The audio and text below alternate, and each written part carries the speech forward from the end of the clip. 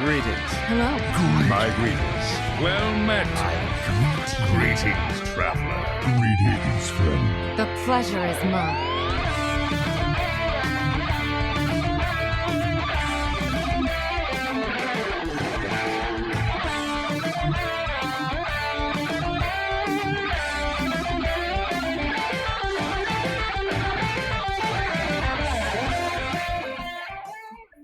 Hello and welcome to episode 294 of Concede, a Hearthstone podcast dedicated to making the competitive side of the game more accessible to you. It is Thursday, June 3rd in the evening. Happy mini-set day.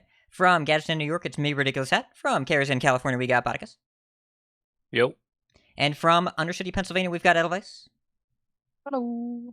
And CoinConcede, supported directly by you, the listener. I'd like to find out how you can support us, receive rewards in return, head to patreon.com/CoinConcede. Big thanks to all of our patrons, but also you can support us for free by leaving an iTunes review, totally free, really helps other people find the show. Lulu and Mike S., you are our newest patrons. Thank you so much for your support. You're great. You should know you're great. Thank you so much. And thank you for everyone doing reviews. We're working on that second bonus episode that we totally promised in May and then did not happen, but we have it set up and then we're going to do it in Battlegrounds and then we're going to do more stuff. It's a thing that's going to happen. Very excited for the next bonus episode. I Yes. think everyone who plays Battlegrounds is very much going to enjoy it. Yes. That'd be fun. I don't even play much Battlegrounds these days because time is a limiting factor in my life, but I am also excited for that episode. Hey, Life and Ladder. Bodikus, you're the only one to type something. Say stuff. So I was already Legend and Standard. I was kind of playing some games, couldn't find a deck that clicked as much as Miracle Rogue, and was not doing as good with it when I was actually Legend. So I ended up playing a bit of Wild. I was kind of playing my nonsense decks for a while, doing okay with them, running mostly 50-50, which was fine. And I played against enough of the Zoo deck. Well, I thought it was a Zoo deck.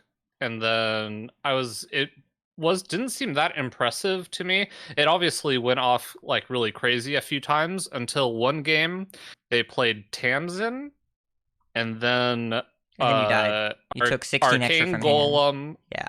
Yeah, it was a lot of damage. It's what? Golem, PO, PO, PO, PO, and that's take 20? Yeah. Yep. Pretty good. Or you just put it on Giants or whatever, and that got me very interested in the deck. So it looks like a Zoo deck, but it's just a combo deck. It's just a straight combo deck, and had some really, really gross games with it. Ended up taking the deck to Legend because I enjoyed playing it so much, and I haven't been Legend and Wild in a long time. We're talking about Dark Lair, right? At least a year. Yeah, Dark Lair Warlock. So it's just like... So hold on, time to Magic Talk very quick, because it is a Zoo deck in a different game. It's Death Shadow. That's what it is. Yeah. Oh, it's totally Death Shadow. Yeah. Yeah. I mean, it's just it was a lot of fun. There's a lot of really cool tricks to do with it, except unlike Death Shadow, which generally doesn't have a lot of heal spells out of like Lightning Helix, I think it sometimes plays Lightning Helix. This deck, you can also Tamsin your Spellstone, the Warlock Spellstone, on 7 mana and just gain 14 health out of nowhere and kill 2 gigantic threats. So sometimes you just like play Molten Giant, Tamsin, and heal back to full, which is, or not quite full, but heal a bunch. Yeah, it's tricky to manage your life total with the Molten Giants. Like, that's the hard part of making sure that you don't heal out of range of them. But a lot of times you get to the point where you need to do the thing you just described, and then you just play the 2 Molten Giants first. Yeah, pretty much. I mean, it's kind of weird because I thought I would have more issues managing health total, but there weren't a lot of matchups where that mattered, or it felt like it mattered a lot, because by the time you would get your health total super low, but it would be so early that they wouldn't have enough to actually do anything about you having a low health total when you only have 6 mana, because most of the time you go to 10 at like turn 5 or whatever, and then you can just heal back up with either Spellstone or Broomstick plus the 2/1 lifesteal that deals the damage. and sometimes you get to like play that thing and then power overwhelming it and broomstick if you're worried about life Oh, total. ankle There's biter. just like a Ankle biter, yeah. there's just like a bunch of really cool plays. It was a really tricky deck, but I gelled with it really well, so played it enough to hit Legend, and even played it a little bit in Legend. Just felt really strong. I wasn't sold on the deck until I saw Tamsin, and then Tamsin was like, "Oh, so like you're not just dead if they deal with the giants," because a lot of times it felt like you were dead if you just killed the giants, and no, you just can still kill them pretty easily.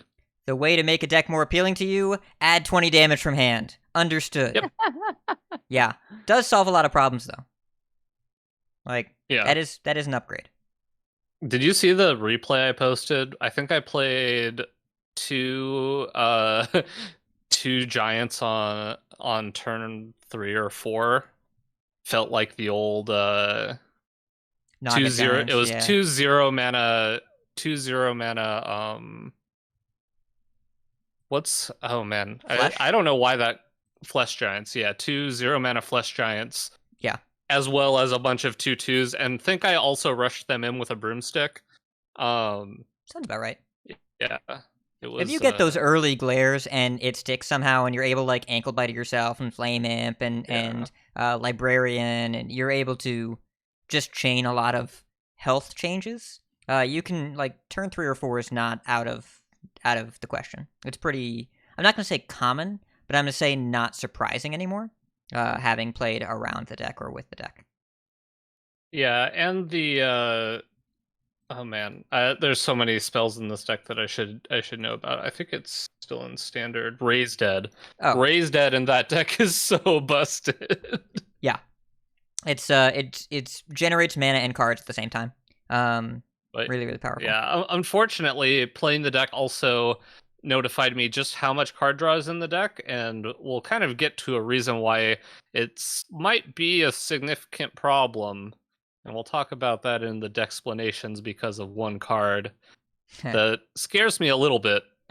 That got added and kind of changes how the deck functions, and I don't know. This deck felt good to me because even though, you know, obviously you have the 20 damage from hand turns, those don't come until turn 8 or so.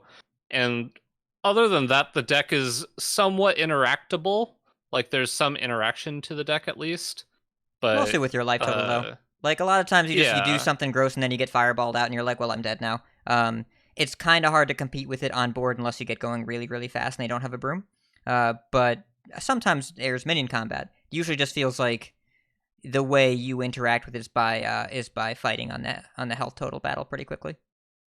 Right. So. Yeah, but that's wild. But yeah, the new version is I don't know. We'll see how it's day one. It's definitely day one, but it's also like the potential for that deck is pretty scary. Yeah.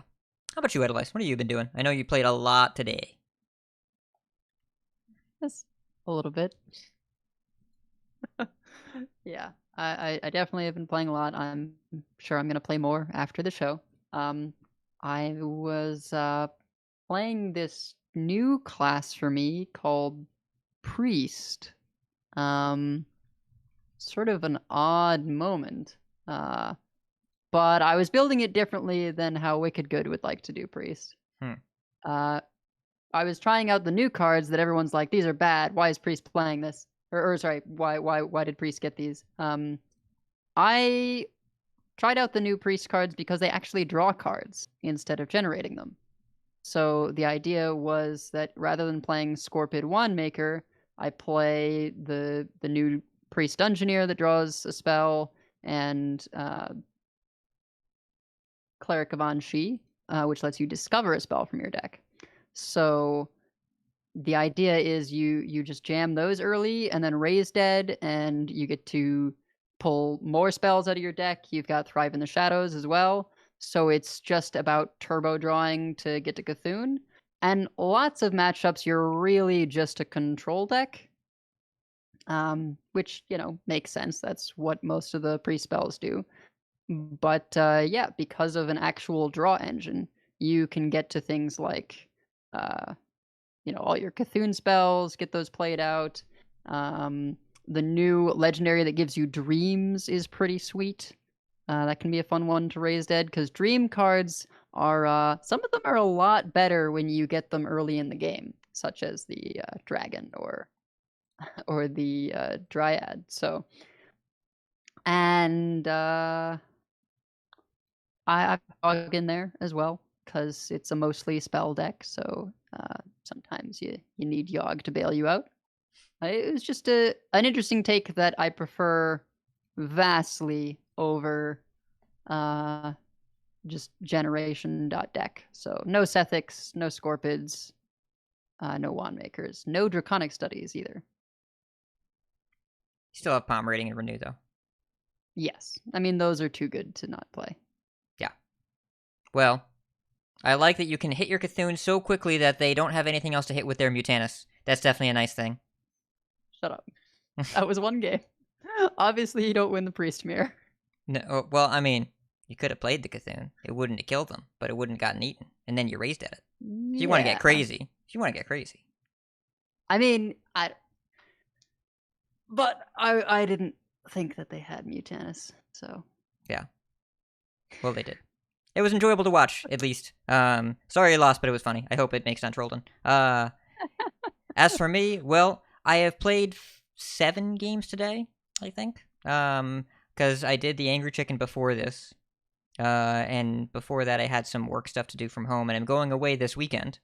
So I had to think about packing and then not really do enough of it. I'm going to do that after the show, I suppose. Yeah, flying for the first time in a while, going to a wedding. It'll be exciting. And out of those 7 games, I played a sketchy zoo list and did not win with it. I played a sketchy druid list and did not win with it. And I played Evolve Shaman. And I won on turn 3. Like, I didn't kill them on turn 3, but it was... So my opening hand was Bloom, Dungeoneer, the new 7-drop that yoinks a weapon, and the coin and some other card that didn't matter. And the only spells the deck plays are Lightning Bloom. And the only elemental is Cage Match Custodian. So, turn 2 I coined out Dungeoneer. Turn 3, Bloom, new 6/6 that yoinks a weapon out of your deck and equips it. Swing with Knuckles. Get a 3/4 and the new 8/8 taunt that makes your opponent's spells cost 2 more. And my opponent was an alignment druid. Yep, they died.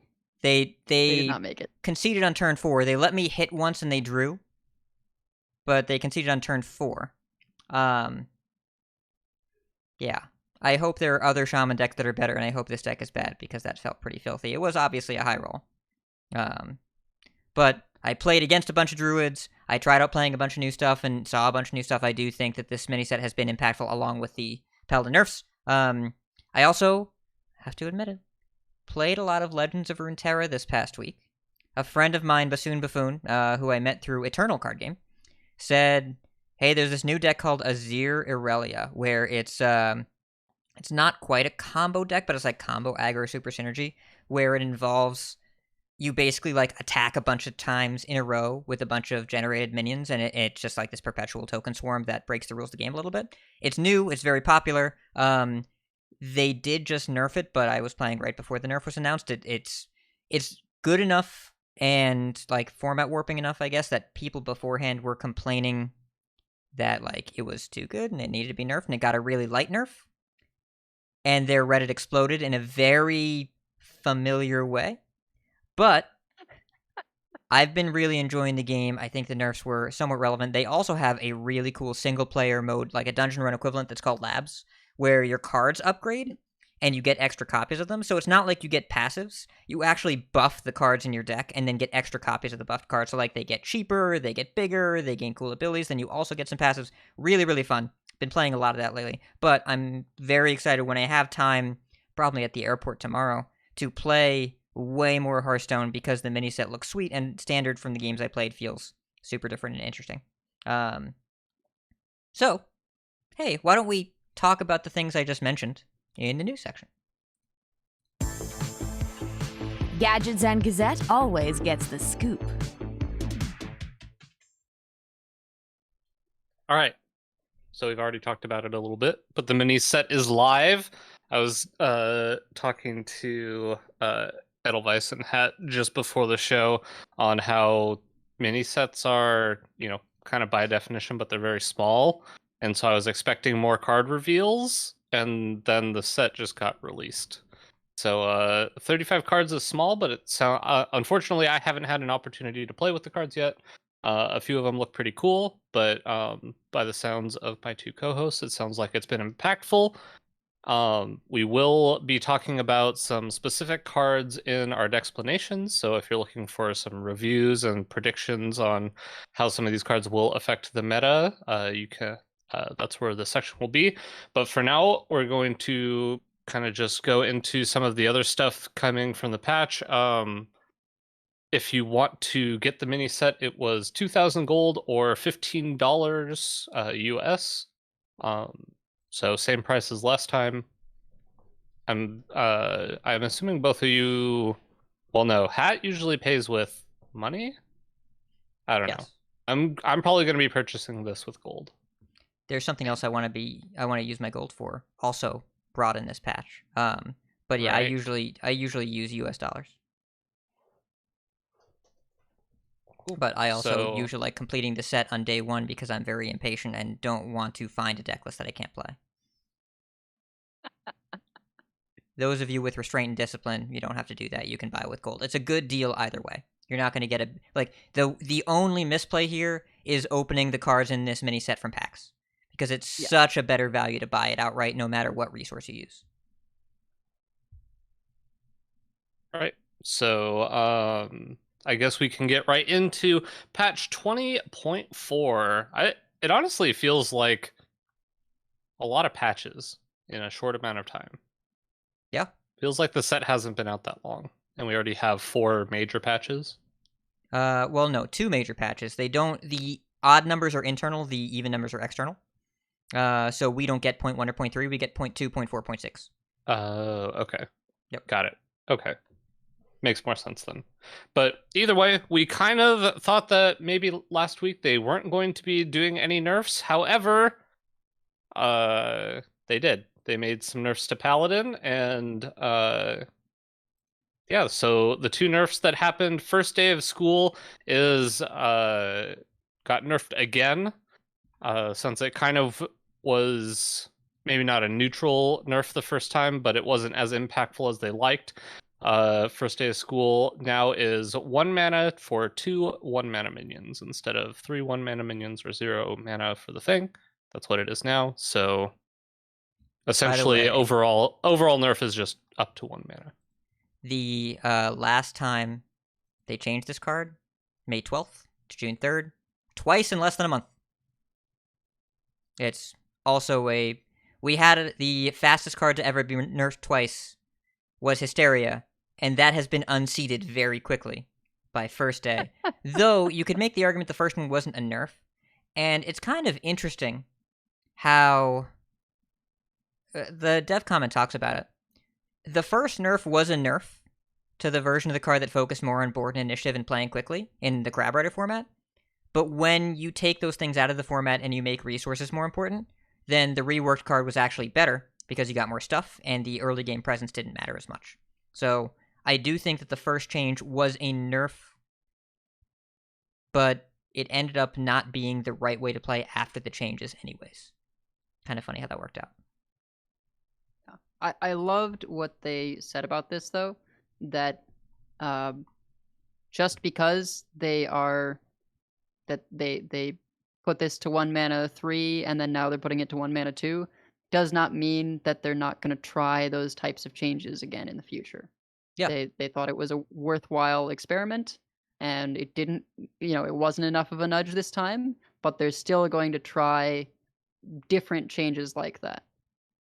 And there's actually a dev comment. I'm going to read this word for word here. I'm assuming it's from Alec. We don't know for sure. As we move into the launch of the Wailing Caverns miniset, we're taking the opportunity to hit some of Paladin's generic power. First Day and Hand of Adal are strong performers played in all 4 main Paladin archetypes: Libram, Aggro, Secret, and Menagerie. and we are nerfing them in 20.4 to help other classes close the gap with Paladin. Another note on first day of school. While the last balance change for this card only resulted in a mild change in power, we will still be attempting changes like it in the future. Our current balance philosophy is to move forward with light changes when we can, as we did when we first repositioned first day, and we've seen great results over the past year with this approach. It's important to us that players' decks usually stay intact following balance changes, even if the power of the deck may shift down. This approach then leaves us open to make further adjustments later if we need to, like we have here. Yeah. It's more changes more quickly with lighter touches, and then just keep changing if you need to keep changing. I think in the grand scheme of things is the right approach. In this case, Paladin ended up being a little stronger than they wanted for a little longer. But I also don't know if this version of First Day had been the one we've been playing with for the past 3 weeks, I don't know if the meta feels better. Like, I don't think it's enough for the meta to really dramatically shift in composition and feel better. And now they're just making it a worse card so that other classes have more of an opportunity to catch up. Like, it seems like a fine approach to me, and not one that had a lot of major consequences in a negative direction.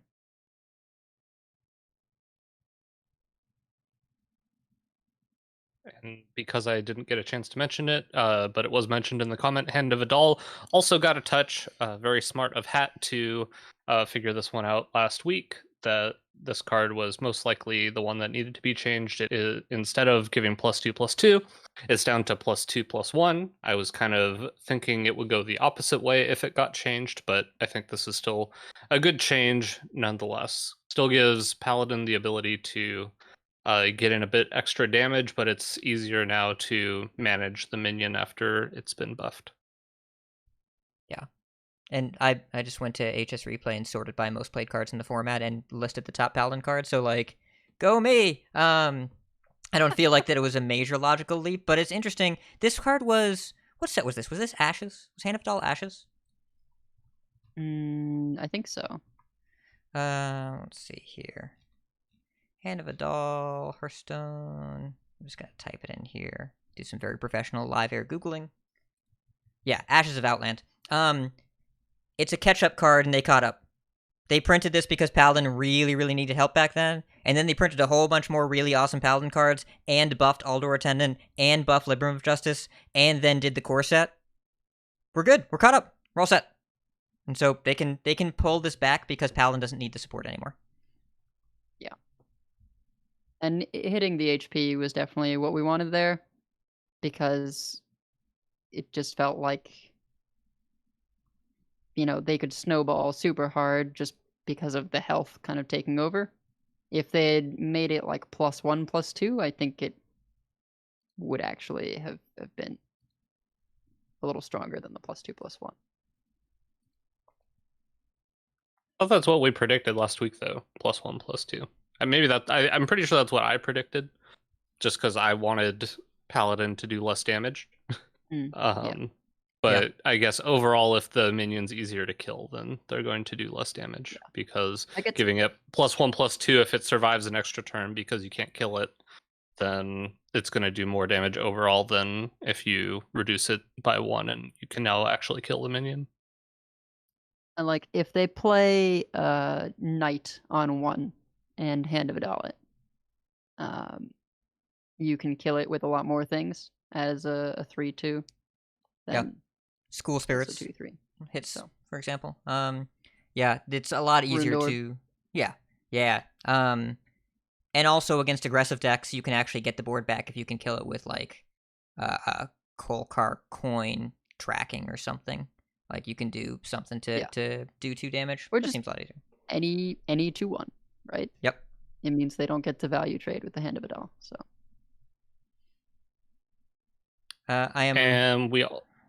I'm pleased to see changes here. I think we had talked about this last week, that none of us were sure, but you never know with this team anymore, and I think that our guess going forward should be that anytime we know they're shipping a patch, period, that's their window to make changes, and they are going to keep the option on the table, so that anytime we get a mini set, or really any patch at all, we should expect some kind of nudge, or at least the opportunity for it, because that's the approach they seem to be taking. And and it made sense in this environment. Like, in retrospect, it's super easy to tell they needed Paladin to not be the story of the mini-set, but they didn't have to do this, right? They could have left it the same, and other classes might have caught up, but I'm glad they did it.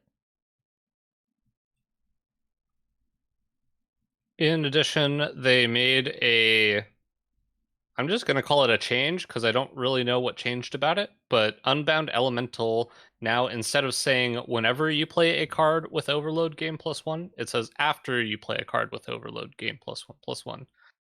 You said something before the show about why they made this change or what this change does? Yeah. I believe it's so that guidance triggers. There was a weird thing where you would have this elemental in play, you would play guidance, and you would select Spirit Path. You'd get overloaded, but it wouldn't get the buff. And I think it was just like a weird interaction because the card itself doesn't technically say overload, so it would check when you cast the spell if the card had overload and it wouldn't activate, and then you would choose Spirit Path and you would overload, but it already tried to trigger and failed. So yeah, weird Hearthstone interaction things. So very minor change, but a welcome change, especially if any of the new Shaman cards helps elementals become a thing, which I'm guessing won't happen until we get more in the next set, if we get more in the next set. But either way, we also have some Battlegrounds updates. We have some new heroes that got added to Battlegrounds. I think this one's very cool. Mutinous, the Devourer. You say Mutinous. I say Mutanus.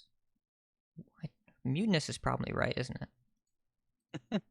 That would be really strange if I pronounced something correctly that you were not. So I'm going to lean towards what how you pronounce it, but I'm going to still pronounce it my. No, I think you're right now that you said it out loud. Because like mutant. Mm-hmm. That's okay. Craptasm does have an explanation in the chat. Yeah, nope, we're not using that one. So its hero power is 0 cost. Remove a friendly minion, spit its stats onto another, get 1 gold. Not split, but spit. No, its stats onto another one to get a gold. I don't know. This seems really cool. Good. Yeah, it's interesting. Every turn that you are selling a minion, you get to just add its stats to something, and seems very powerful. So it's fixed Sylvanas, right? Yeah. Well, and when you need to sell something that like was part of your mid game, and so you actually got it kind of big, but it's time for it to go, you can just slap those stats on something more relevant. That seems pretty cool. Yep. So yeah, that one seems like it's going to be quite good. And also we have Guff Rune Totem, which has the hero power of 1 mana, give a friendly minion of each tavern tier +2/+1.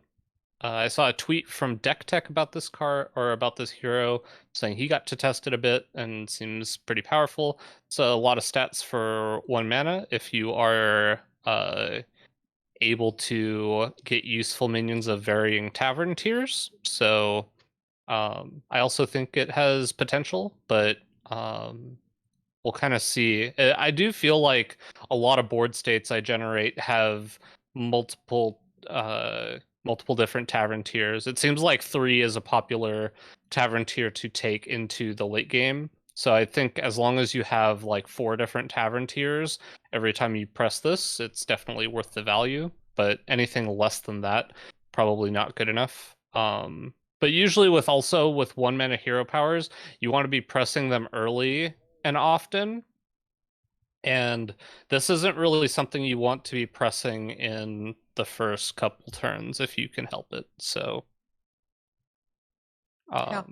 I think I could see on like turn 3 it being good if you get a tavern tier 2 and a tavern tier 1.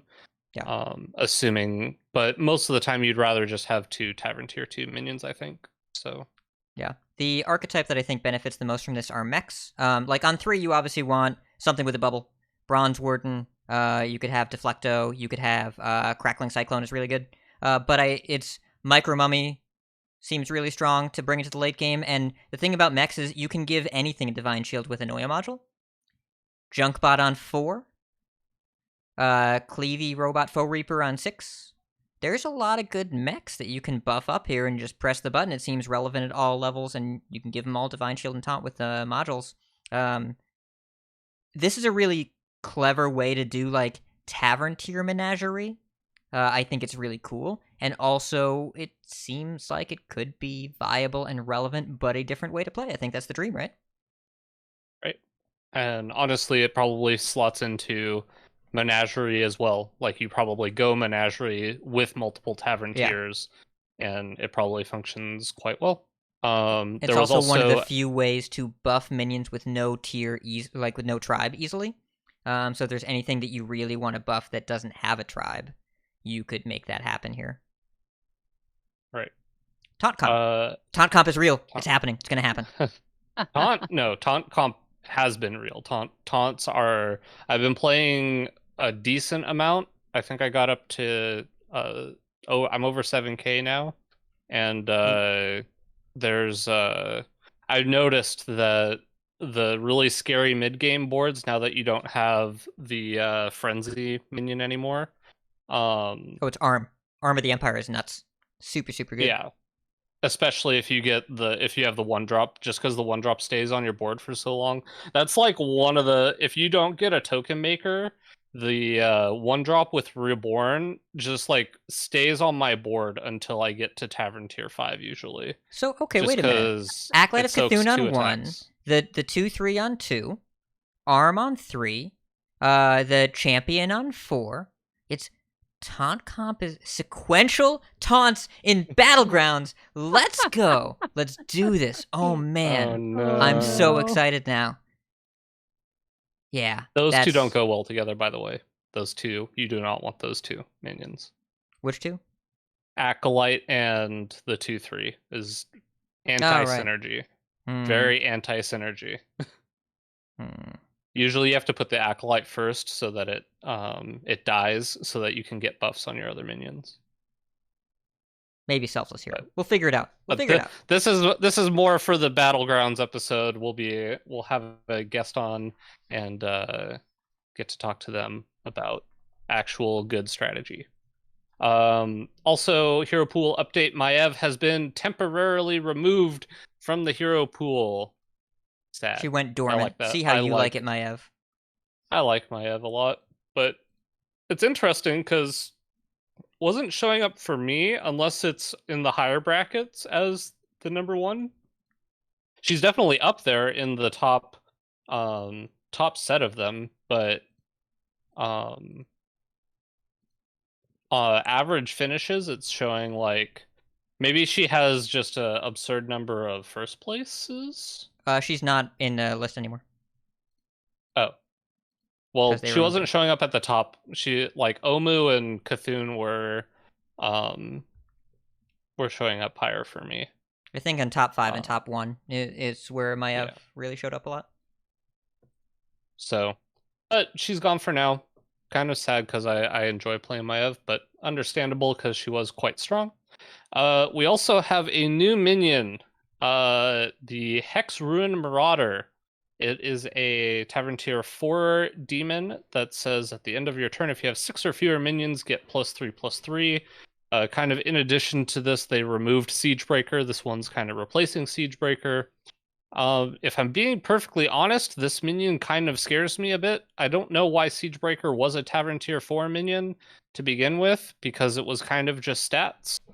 And I don't know. It was awkward to have at that Tavern tier, but this minion kind of worries me just because the strategy of power leveling, this goes really well with it, because when you're power leveling, you don't usually have 7 minions, and this is going to keep scaling you to the point. It's a lot of scale for an early game minion, especially if a lot of times you'll triple and level to 3 and get a 4, because the 4 has got a fairly significant power spike when they added Quill Borers, and having this as another minion that you're going to pick very often from the 4s just because it it scales so quickly early game and helps you Tavern tier even faster. Kind of worries me, but also their Cool Boars will no longer be in every Battlegrounds, so that will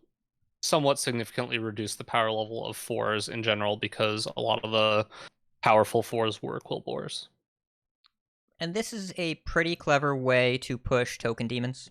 Because token demons are the archetype that need the most help. Playing down a spot is really great if you have Imprisoner, Ring Matron, and Voidlord to make sure your tokens spawn. Because sometimes you have a big Fernal on the full board and they hit the Voidlord first, and then the Voidlord dies and you get one minion. So playing a minion down is reasonable. Makes your Soul Juggler a little better. Makes it more likely that you survive, and then this is your beef. So they're clearly giving a little bit of help to an archetype that just basically had stopped existing for a while. I think you could probably pivot into a token demons build with this and still do okay, but it's still a top 4 and not a win. I think that's their intent. I don't think that's what's going to happen. I think this is just going to be a minion that helps you Tavern tier to 6 faster. Yeah. I think that their intent is to make this like for that archetype, and I think people still won't play that archetype and will just put this in their comp because it's a 6 it's a 6/8 on the first turn, and then it's a 9/10 on the second, and it's just a lot of stats if you're power leveling. Also, I got official confirmation. Bodicus, you pronounced mutinous correctly. Oh, official confirmation. I was right for once. Yes. Hey. Yeah, and then also of note, Captain Hogger's text has been reworded to say whenever instead of after. There is no functional change to this, but I'm hoping this speeds up the animation a bit. I don't know that it will, but that was my hope when I saw this.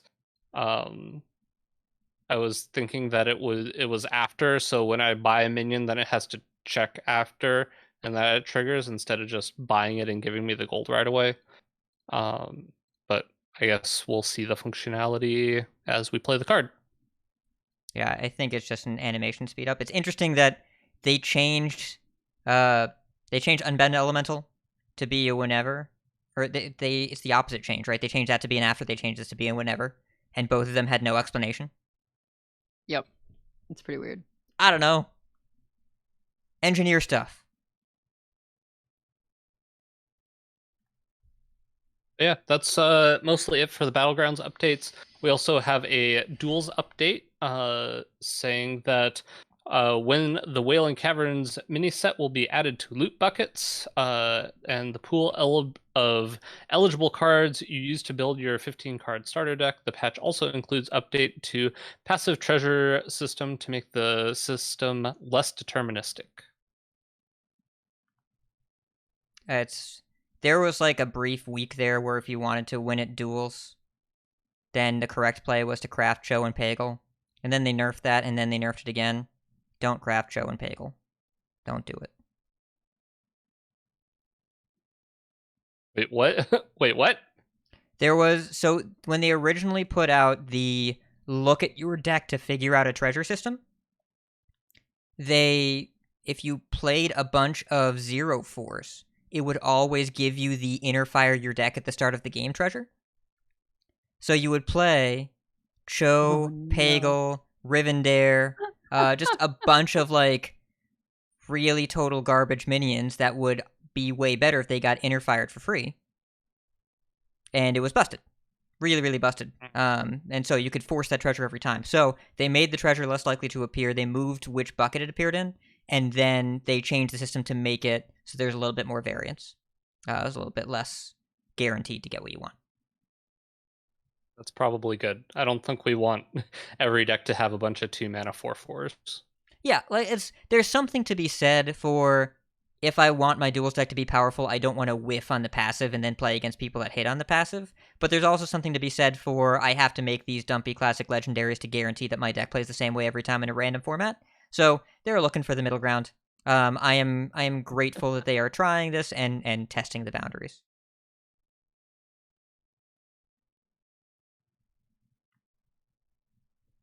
And in addition to all of this, the arena rotation happened. So now arena will include cards from the following sets: Wailing Caverns mini set, Forged in the Barrens, Dark Moon Races mini set, Madness at the Dark Moon Fair, Skullman's Academy, Ashes of Outland, Kobolds and Catacombs, Goblins versus Gnomes, and Core set. It was a little vanilla there for a second, and then we took a big left turn into the past for kobolds and goblins, which I guess are also like dungeon-y themed sets. Yeah, I guess. Yeah. Goblins is mechs though. Yeah. It's I guess there's some mech support in core, right? You've got the 1/2 And Kobolds, right? becomes a 3/2. There's clearly some kind of thematic consistency here that I am not in tune enough with the lore to get, but cool. I also don't think we expected arena rotation that quickly, so I'm glad they're keeping this format a little bit more fresh. Still don't have time to play it, but seems cool. Yeah, hopefully arena players are enjoying the arena rotation. But I'm guessing this is the most exciting thing for my co-hosts. We have a bunch of returning card backs and hero skins for the purchase of gold. So I'm going to let you two talk about this because I haven't really looked over this. Cosmetics have never really been super high on my priority list, but both of you seem pretty excited about some of these returning. So what are you most excited to see back in the shop? So one of them I cared about. The others were just things that I didn't own that now I do. So the one card back that I really cared about was the I bet it's the same one for both of us. The Diablo.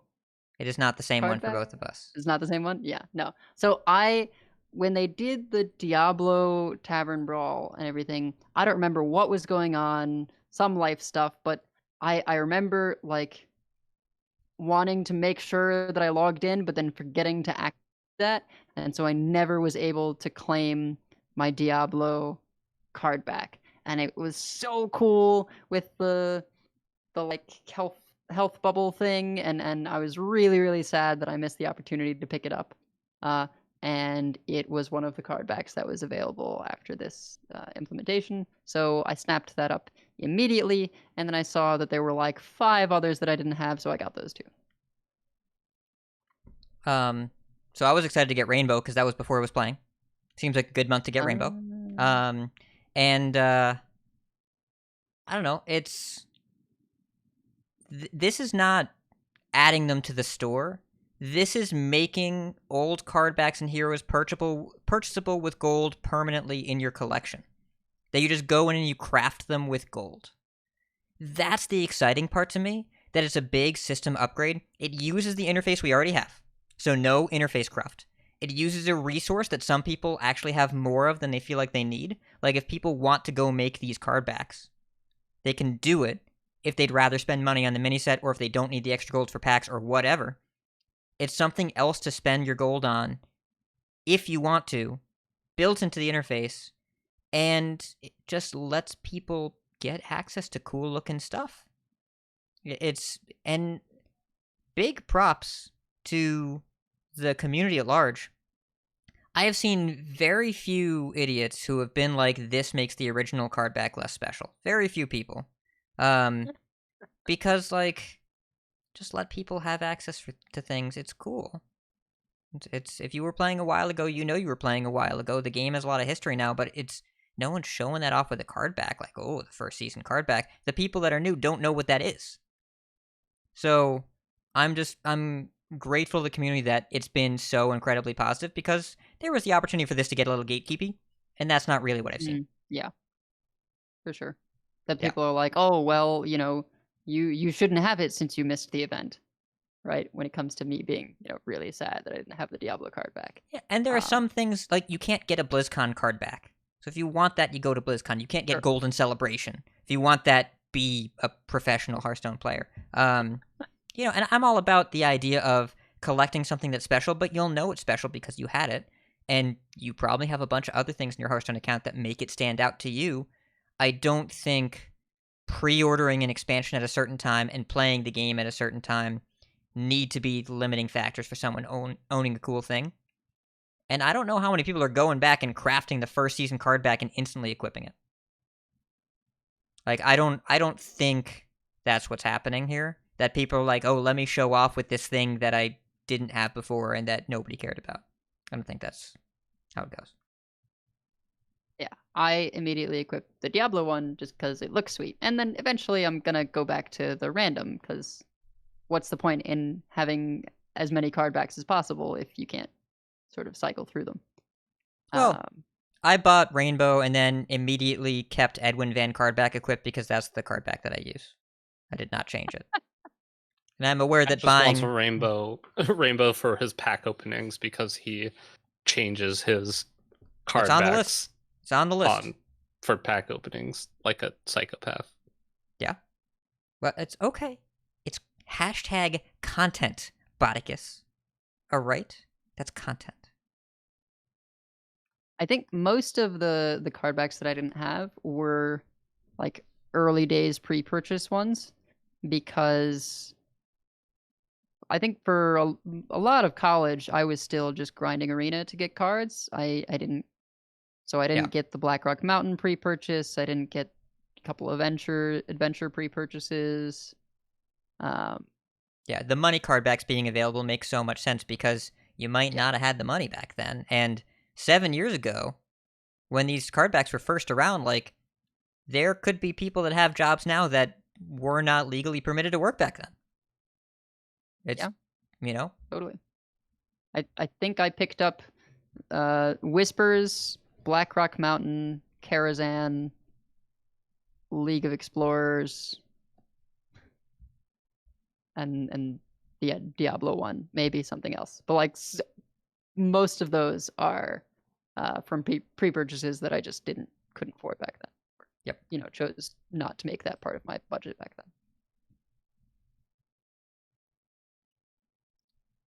And there's still more stuff. A little bit more.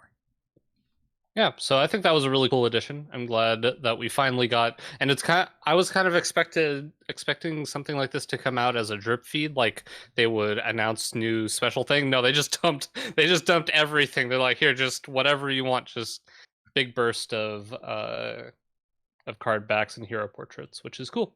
With this patch also came Book of Mercenaries Xyrella, so that is now live. Are you both of you caught up with all your Book of Mercenaries? Not No. even close to a little Campaigns? bit. No. Not even slightly. I think I've gotten halfway through one of them. I haven't finished a single one. Really? Yeah, wow. I need to do Thrall, and then which one just came out? Boticus, I got a full-time job with a commute into the city and 3 podcasts. It's when I catch up And- on my free time, it's not Book of Mercenaries. And your company just like had a stock price surge, right? My company just operated the busiest weekend we've had in 2 years because Memorial Day means people are back at the movies. Yeah, the stock price thing, we don't notice as much on the ground, but it's fun to watch in the news. Well, so it may be additional part of the surge. So fun fact, AMC is offering shareholders benefits such as like free popcorn or things. So their stock price did a massive surge. They're now 80% owned by like individual like retail stockholders. You've got the order of operations switched. Oh. People did not buy the Right. stock because of the popcorn. Trust me, that's not it. Oh, no. They bought the stock because it was a meme stock. But then they got rewarded for the popcorn thing. And the CEO says like, yeah, we serve the shareholders, not Wall Street, so we're going to offer benefits to the shareholders. We've always So- had clever things like that. The when the government shutdown happened, this was years ago. When the government shutdown happened, I think it was like 2011 or whatever. We said that all government employees could come in and see a free movie. Anyone that was Cool. furloughed. Yeah. But yeah. I saw Cruella over Memorial Day weekend, so I'm definitely participating in that Memorial Day surge. it was a lot of fun. Yeah. Well, and that movie is weird. But It's Devil Wears Prada, coming of age, bit of a heist movie. It's got a lot going on. so anyways, Bodkis, I'm not caught up in my books. Not a lot of time to do the single player content here. Well, good news for you, because we got 2 more books coming out on June 15th and June 22nd.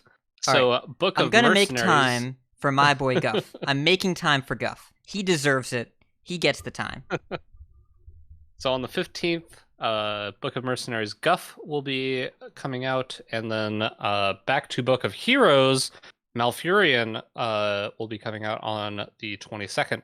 So if you're into getting extra packs, this is make sure you're getting your books done.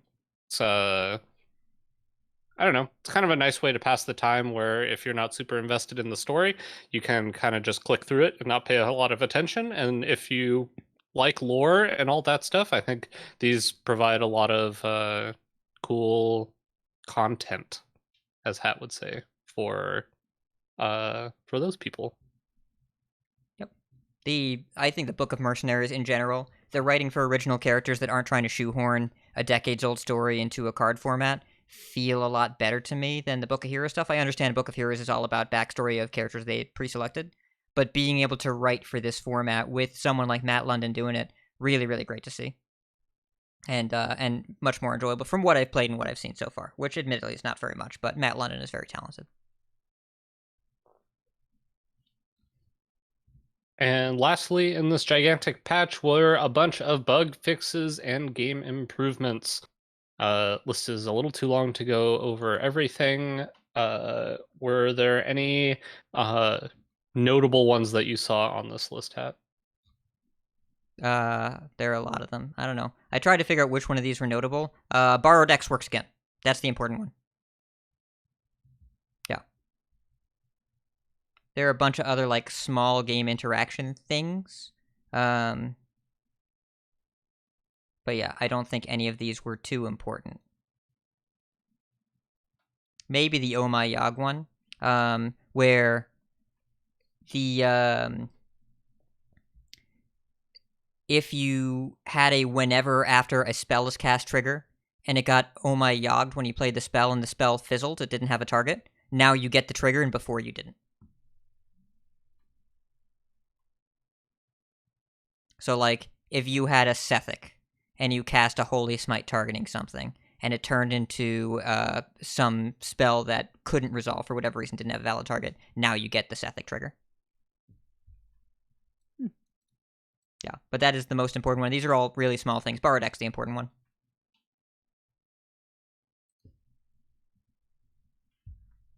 Yep, and that's pretty much it for the patch. We have one more news item here. The State of the Wild podcast had Iksar on for an interview where he talked quite a bit about Wild. There's a bunch of kind of bullet points here about some of the major, I guess, points that were made on this podcast. Mostly that Iksar is happy about the diversity Wild has to offer. They want to try to avoid making cards that will improve Wild's best performing decks even more. Ideally, if whenever cards go into Wild, they would like to revert all of them to their original form. Basically, unnerf all the cards going into Wild. But they kind of question if the game would be more fun if they do it, and so they end up doing it on a card by card basis. The card balance for the format is aimed more for the top players since the meta trickles down. Wild is trending upward in popularity in the East, mostly China. They're aware that the fact that card reduction more often than not will become problematic in Wild at some point, and the APM Mage is really close to that point. Nerfing Sorcerer's Apprentice could be an answer. Please! Please. So you're saying there's a chance? I'm saying there's a chance. Please. It's possible. But, I mean, I shouldn't be talking because the Wild deck I was playing is yes. at least as broken. Nah, let's nerf Mage's cost reduction so you can play more Dark Glare Warlock, which definitely does not cheat mana at all, even a little bit. All right. And that card got nerfed. Dark Glare got nerfed. It did. Reworked, but yeah, nerfed. Yeah, I'm glad that Iksar, he's off work for a little while, not doing AMAs anymore. He said he's actually going to be off work for 2 months. Don't know what's going on there, but either it's a long vacation or something else going on. But I'm glad that he got this content going. In State of Wild podcast, that's with Corbett, Get Meowth, and Raffle. Really, really high-level, engaged Wild players. And it's now the second dedicated Wild podcast, along with Born to be Wild. I'm glad there's some growth in that format, and you can't really go wrong with those three fellas, along with, the lead designer. So, shall we jump into tournaments? Because that's going to be quick. Let's go. It's the Grand Tournament!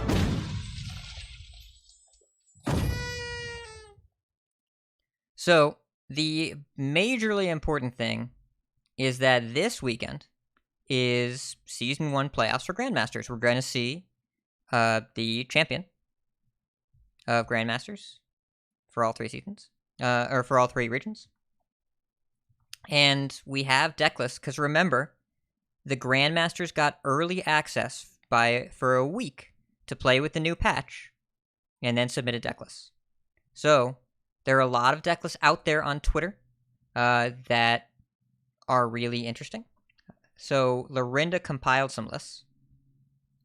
Let's see here. I'm going to get, because I remember reading about No Hands Gamers list.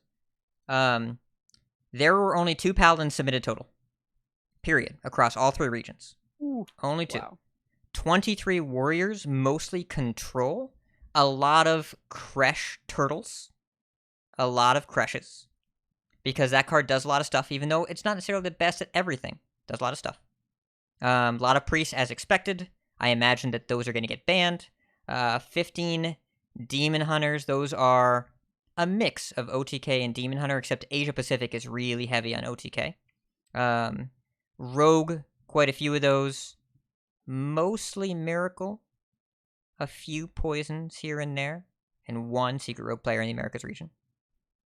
There's only 4 Druids. I don't think that anyone was really brave enough to bring the combo build, which is still being worked out with Celestial Alignment and Lady Anacondra. 0 Shamans. None. Sorry, Shaman players, not yet. They didn't have enough time to test it. So it's, totally. And there are a few mages as well, and they are all just straight spell. Nobody is playing Frost Mage, because that's not a deck. Edelvis, you tried Frost Mage today, didn't you? No. Oh. God, no, there's not enough. Even Okay. I won't touch that. Wow. It seems very much an investing in later sets kind of thing, and the reason to do it is for the free 5/5, right? It's for going Varden, drop a 5/5. But Yep. we need more than just Varden for that. Or like Flurry, Flowcaster, Shattering Blast. That's the dream, right? Like that's really what you want to do, but that's not gonna happen.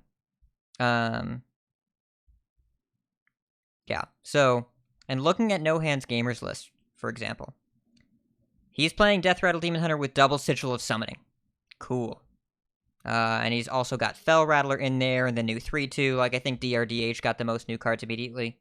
You look at the Warrior list, he's actually playing Rush Warrior, but he is playing Kresh and N'Zoth, as well as he has a Claw Machine in there. So you're going to see small tweaks and changes, but I think the most important thing is less Paladin, and the GMs already weren't inclined to bring much of it, except for Libram. But I don't even think we're going to see Libram Paladin, because it did get significantly worse, and a lot of the other tools are better. So yeah. And that's really mostly all we're going to talk about for tournaments, right? Because qualifiers, there are qualifiers happening right now, as we speak. There is a qualifier going on right now. I still question the decision to do that, but okay. But this weekend, there is a tournament that's being casted by some friends of ours. The Gaming Stadium CS, TGS, is casting an event this weekend, free entry, $1,000 Canadian prize pool. Being cast by Wicked Good, Swaybe, Baraski, and Dollar Bills. Great casters, good friends of ours. Free to enter. Feel free to check it out, and definitely tune in. That's going to go on June 5th. always And- happens when I'm working. But I'm hoping to catch the bot. And hey, that's going to do it for the tournament section. But you know what we want to talk about. We know what you want to talk about. It's new cards o'clock. Let's go.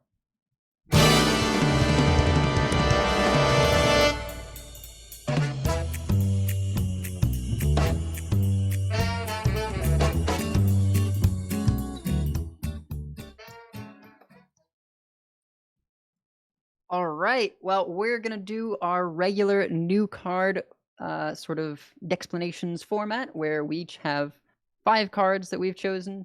Card you can't wait to play with, card you're scared of, card you want to be good but isn't, card you think is over or underrated, or both, and a card you don't understand. Hat has marked here our choices from original Barons, not the mini set. So you can kind of compare what we were thinking about back then. And we're going to have some different perspectives here, since Bot has not played with the cards yet. Hat and I have a bit. I've probably played the most. Yes, so you for have. some of mine, like You played for I 6 picked, hours. I played for 6 games. You got me beat. So, for example, my some of my card choices are based on already having played with things. So my card I can't wait to play with is a thing that I haven't played with yet. I want Bodicus to go first because we were just talking about it. That's Yep. what I want to happen. It's kind of interesting. So I want to say something about this card. So it's Kresh, Lord of Turtling. I don't play a lot of Warrior, and I don't know that this card is going to get me to play a lot of Warrior, especially with what this card does. I don't know that it goes in the Warrior deck that I want to go in, but Kresh is sweet, and the card seems really good, and it does a lot of things, and it's a turtle. So I want to play with this card. I just don't know if it's going to go into a deck that's going to make me want to play with this card. But it just I mean, it's what? It's a 6 mana 3/9 with Frenzy, gain 8 armor, and when it dies, you get a 2/5 weapon. Is that right? I'm not looking at the card. Yeah, a But- 2/5 weapon. Yep. It's pretty weird. That's like, it seems like a good amount of stats for the amount of mana. I mean, we've had 3/9s for 6 mana before that weren't super impressive, like the Paladin, right? There's a Paladin card that was a Blackguard, 3/9. Also known as Life Juggler. Yes. Yeah, that was when many you gained moons a life, ago. you dealt that much damage, and that card really didn't see any play or do anything. Neither but did I both think- Ram Shield. Both Ram Shield pretty bad. But I think it's more that they just don't do this stat line very much. Yeah, whereas like this is a 3/9. Chances are, unless you have a targeted kill spell, you're going to get the frenzy effect on this. It's very hard to deal more. Even a giant still triggers the frenzy on this card, which is kind of crazy. And then the death rattle, I mean, just a 2/5 weapon it's a lot of swings. So if your deck isn't playing a lot of weapons, you're just going to have this, and with the armor that you're gaining, it's going to give you a lot of control over the board state.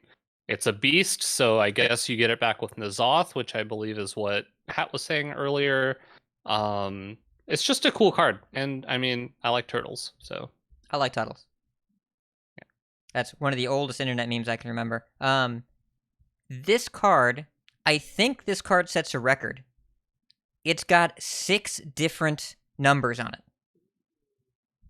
There's a 2, there's a 3, there's a 5, there's a 6, there's an 8, and there's a 9. I don't think any other card has that many numbers on it. Different numbers.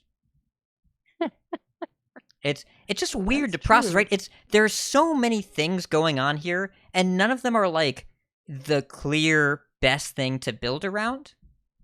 But like, yeah, I want armor. That's the same amount of damage that Alex deals. I'll just gain that armor. Yeah, I want a big weapon. Yeah, I want a 3/9 taunt. Yeah, I want something to come back with N'Zoth. Okay. It's kind of like the sampler of warrior keywords. it doesn't have taunt. It does not. No. Did I say taunt? You said taunt. I want a if this 3/9. had taunt. Oh No. boy, if this had taunt. I'll oh edit boy. that. But yeah, I want a Yeah. 3/9. So like, it gives you a beast It gives you a minion that comes back, gives you a bunch of armor, gives you a big weapon. I think that even without taunt, because I said taunt, I know it doesn't.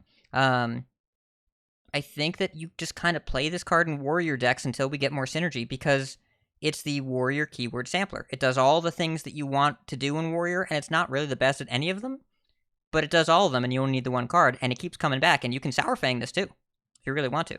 Yep. You can Sour Fang, you can Azoth. I think unless you're playing some kind of full aggro, which hasn't been a thing for warrior recently, you pretty much are just gonna jam this. And, we've mentioned before how warrior, if you're hitting a lot of minions with your weapons, you're kind of taking some serious damage. So anything that's going to give you some armor is pretty welcome.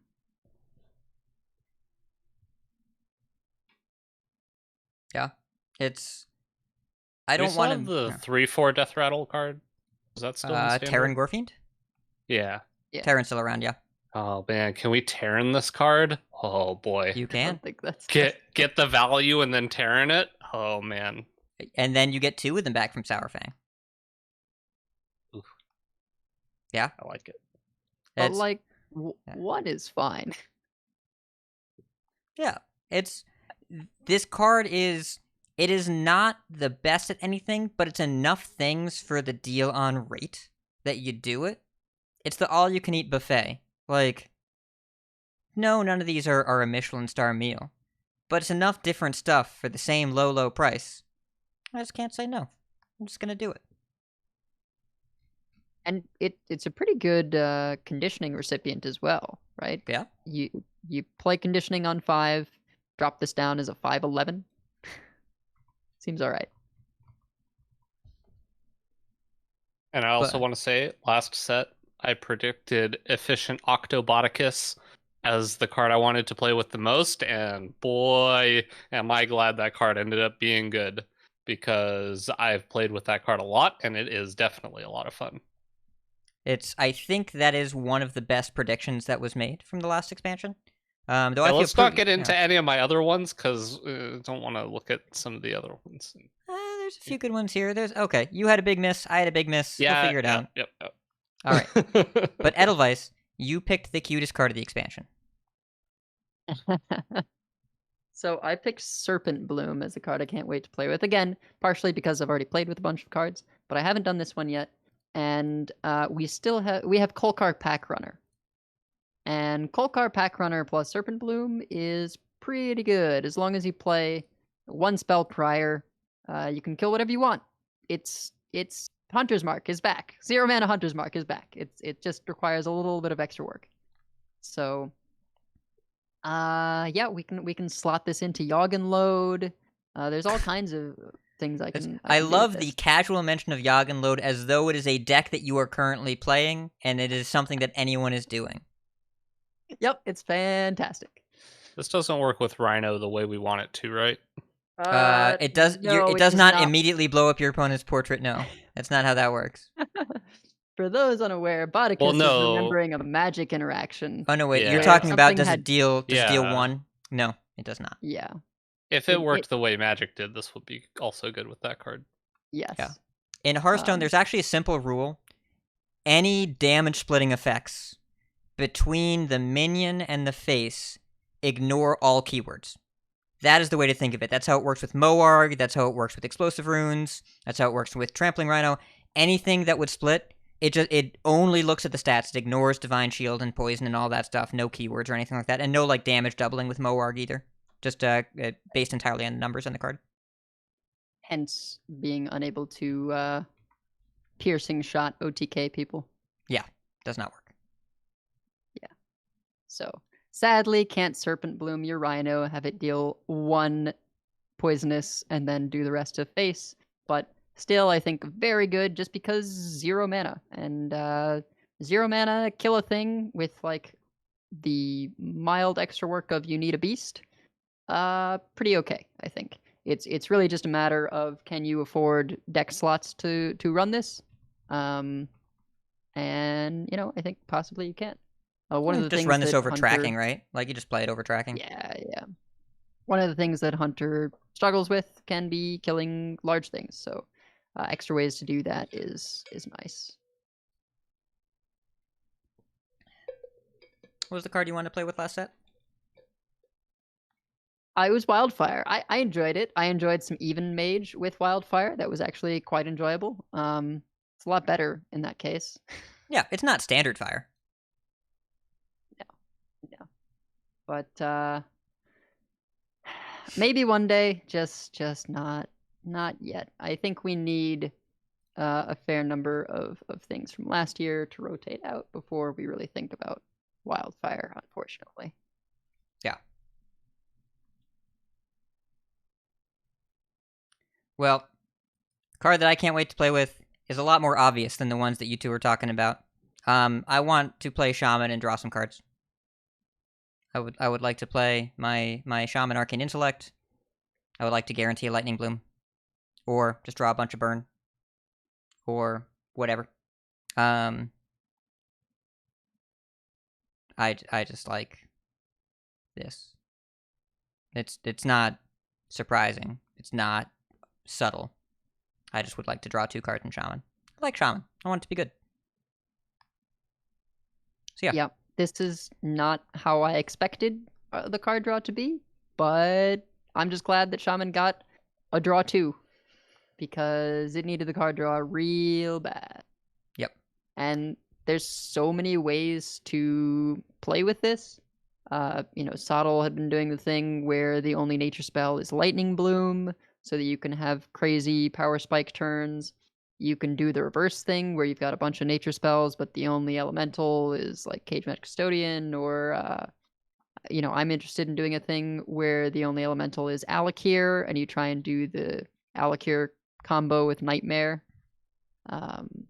There's a lot of different directions, and it can also just be, no weird targeting things. It's just like solid in an elemental deck. Yep. So and that's what Xerios today played to High Legend with a Doomhammer aggro deck with Lily Pad Lurkers in there, and you've got the 1-mana elemental. It's got a whole bunch of stuff, and a whole bunch of nature spells, and it's just a good card. Cool. However, I will say, and before I transition here, the card that I was excited to play with last set was Kolkar Packrunner. I still love that card. I like 2/3s. The card I'm scared of is what this enables, but it's not a new card. It's still Bogspine Knuckles, because I don't want Evolve Shaman to be good again. I really need Evolve Shaman to not be good again, and this card is a tailor-made enabler for Evolve Shaman with Lightning Bloom and the new 7-drop. I'm scared that it's good. I want it to not be good. Yep. I faced one when I was doing my Control Priest things. We did beat them, I think. I'm pretty sure. But it was awfully close. And way, way closer than I would have liked. The consistency with which you can get Bogspine Knuckles is pretty absurd. No, they can't, Horde Pillager to get Knuckles 3 and 4. But they get Knuckles 1 and 2 pretty consistently. Yeah. And they get an 8-drop. Yeah. Evolving into a free 8-drop. The last card that did that wasn't healthy either. It was called Mogu Flesh Shaper. And this is a little different, but I don't know if it's enough different. So I'm nervous. Yeah. Well, I have to see it. I'll have to see it in action. I will definitely try out this deck because it seems like the right amount of degeneracy for me. So I will happily report back and let you know if this. Trust me, I've played my fair share of Evolve Shaman decks, in their heyday. So I'll let you know if this card or if this deck's broken. Yep. And what I was scared of before in the last expansion was Field Contact and Penflinger. Seems justifiable. Yeah, it was pretty scary. I mean, it kind of was, but it was also you drew way too many cards, and turns out you don't need Penflinger because you already just play a bunch of battle cries and combo cards. Yeah, And I- draws it's Turns all out of Fog your. Merchant was scary enough. But Penflinger also killed your opponent. And I'm glad It's that true. we're not doing that anymore. I've heard way less. Me My self-esteem has too. gone up since he got nerfed. I don't feel like a loser. Yeah, I'm very glad to not have to deal with that card as much. Boticus, what's Yes. this card you're scared of? So I am not scared of this card in Standard. I am scared of this card for okay. Wild, and I mentioned it a little bit in Life and Ladder. It is the Stealer of Souls. Stealer of Souls. So, as I was kind of talking about earlier, Warlock right now has a ton of card draw, especially Backfire. Backfire is kind of ridiculous with the amount that it draws. And so there is a new combo where you play this card, which is, what is it? It's a 4-mana 2/6, I think. Yeah. Yep. And then every card you draw after you draw this card costs health instead of mana. So you play this card, and then you play the old 2-mana Twist. card that was Plot busted, Twist. Plot Twist. And so then all of those cards cost health instead of mana, and you play the card draw spells until you draw the 3-mana card. It's a 3-mana 4/3 that you are immune during your turn. And so you can play that as long as you have 3 health left, and then you can just constantly play all of your cards and not take any damage until you draw out your entire deck. And then you just play Mechathune and Cataclysm, and your opponent dies. I believe you can't cast the Mechathune unless you have 10 health, right? So you do have to make sure that you have the buffer there. Yeah, but it also plays like Dark Packs or Sacrificial Pack. Yes. It play. I don't know what it plays. I know it plays a bunch of like cheap life gain and card draw. Dark Pact. And, yeah. Dark Pact, destroy a friendly minion, restore 4 health to your hero. So you can get back over 10 pretty easily. Yeah. But yeah, I mean, I don't know if it's one of those decks that it could just be a day one deck where everybody plays it in Wild, and then it turns out to not be as powerful as other stuff you could do, or it could just be super broken, and hopefully it's not super broken, but still worried because I saw a video of it. It seems very, very easy to accomplish, and like I said, there's so much cycle in Warlock right now. It feels very easy to find essentially a 2-card combo that you get to play by turn 5 or 6 if you have coin. Yep. I'm not sure how good it is or how vulnerable it is to aggro, but it is yet another deck in Wild where the format seems to be drifting perpetually towards gross combo and aggro decks to kill the gross combo decks before they're alive, and there's not a lot of middle ground. Like Paladin is dead again. Too many nerfs. And you can't really play control where there's stuff like this going around. It's just not really an option. So that's what's going to happen with any perpetually expanding format. There's no way for a format to constantly grow in size without becoming about combo and pressure. Like, that's all the options that are available to you at a certain point. They'll need to make an in-between format unless they decide to curate Wild pretty significantly. So I imagine that this deck is not really all that better at doing Wild things than other Wild combo decks, but it's going to be flashy and clearly gross when it wins, and really the only way to interact with it seems to be to hit it in the face a lot.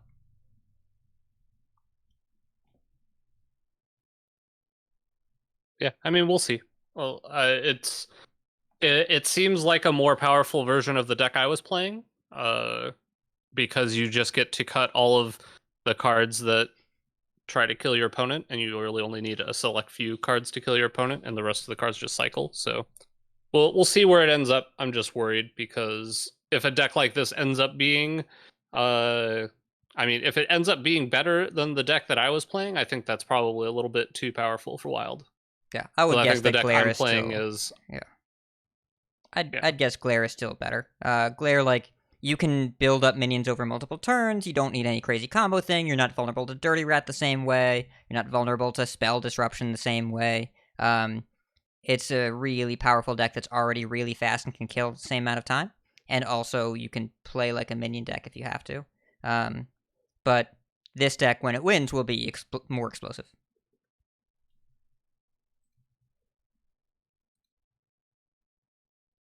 Yeah. The cards I were worried about last set were the 1-drops. It turns out Spawn Pool Forager, not really the menace that I thought it could have been, but I was a little worried about the 1-mana Paladin minion, and that card sees play in every Paladin deck and probably will forever until it rotates. I want to also note, in Dark Moon Fair, the card you were worried about was still on the list, and I looked. A card called Deck of Lunacy. You were worried about that in Dark Moon Fair. Yeah, I mean, I just knew that it was gonna be broken, and why did I put this? You were right. Well, I was right. Yeah. I don't know why I was right, but I was right. Why Deck of Lunacy was... Turns out I knew that they were just gonna give us a core set that removed all of the bad spells from the pool, so you could make your deck so you only got good stuff for the whole game, and that card was gonna be broken, so... But it wasn't for that set when it came out. No, it was not. It definitely was not. But why don't you tell us the card you're scared about, Edelweiss? I love the juxtaposition on the document here, because what's the card you were scared of from last set, Edelweiss? Celestial Alignment. And this one is? I was scared of that card too. Lady Anaconda. Also scared of this card. Kind of go together, huh? Yep. Lady Anaconda, by the way, for those that don't know, 6 mana, 3/7 Druid Legendary, makes all nature spells cost 2 less. You know, when you go 2 less than 1, that hits a number 0. Well, it hits -1, a lot of nature spell. Oh, you're right. -1. So even if you get Cult Neophyted, they're still free. Very important distinction. Thank you for mentioning that, Hat. This is, hopefully we'll out aggro it or something, but this deck is really, really miserable to lose to, as Craftchasm is mentioning in the chat. I have a smile every time my opponent discards Lady Anaconda to Fungal Fortunes. That is the one nice thing. But the turns where they get to go right after their Celestial Alignment, they go Lady Anaconda, play Nourish, and then Gadgetson, and then play their entire deck for free, pretty much. Yep. It's often Solar really Nourish, upsetting. but like you get to draw. So Innervate is free, Lightning Bloom is free, Cenarian Ward is free. That's a big deal because they get to recover all the health they lost by playing Celestial Alignment, saying go. I think Solar is a nature spell, but Arcane, Lunar is Arcane. I don't know about Solar Eclipse. I think I'll look that up. You were correct on both of those. Okay, so Solar is nature and Lunar is Arcane. That's weird. Yes. Why is the moon not nature? Oh, the moon is blue like arcane spells, and the sun is red like nature spells. I don't know, man. I don't know, Hat. That one is weird to me as well, but apparently it's a WoW lore thing. Okay. Regardless, there are enough nature spells that it does not matter. Getting to put your Innervates and Blooms back to being useful post Celestial Alignment is, pretty significant. And most of the time, you don't even need to play Cthulhu because the Solar Cenarian Ward closed out the game. Yep. I was playing a really questionable zoo list today. Got my opponent to 1 the turn that they had, the turn after they played Celestial Alignment. Then they started their turn. They ended the turn at more than 1. I think 25. All my stuff was dead. They had a full board. including like 3 Cenarian words were cast in an Omu and all that stuff, and the 6/6 from Cthulhu, and also all the other things. There was a Cthulhu in their deck. It was the only card in their deck. Just root things. Yep. Wait, So, but wouldn't the Cthulhu in their deck cost 10? It does. yeah, but then they play the other Celestial Alignment, and then it costs 1. Oh. And then you die. I believe yes, though. You I probably think- die before the Cthulhu gets played. Yeah, I think there is a timestamp order thing where if you play the Anaconda first and then the alignment, it stays at 1, though they're discussing if they're going to change that or not. But Celestial Alignment is a nature spell. So you just play it the same turn, and then you set your opponent to 1 mana crystal after you did all that stuff. Yep. And then you draw 1 mana Cthulhu, and it probably goes pretty well for you, I think. If I had to guess. It's Wait. just... No, I'm wrong. It's Arcane. I'm wrong. Oh, Oh, I'm so glad I'm okay. wrong. So you just have to play it with the extra mana left over.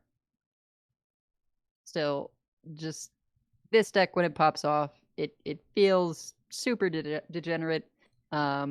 It's totally solitaire, and I think it's just it's one of those decks where, like you were saying earlier, Hat, it's sort of kill them before they pop off, or you lose. You might be able to mess with them with Mutinous. Because if they Celestial Alignment, your Mutinous costs 1. You could just play Mutinous, hope that you hit something important, mainly like an Auctioneer or the Lady Anaconda, but it doesn't break enough of the deck to make a difference, I think. And usually you can't hit Cthulhu itself because they'll have it in their deck with no cards left rather than in their hand. Remains to Or- be seen. Botticus agenda. Yeah. Yep. Well, and it remains to be seen if this is going to be a deck that needs to be addressed, or if there's going to be enough pressure stuff in the format that it's not a huge deal. But scary is a good way to put it. It's a scary thing. And if this ends up being a part of the meta, people are going to they're going to vocally express displeasure. I think that will happen.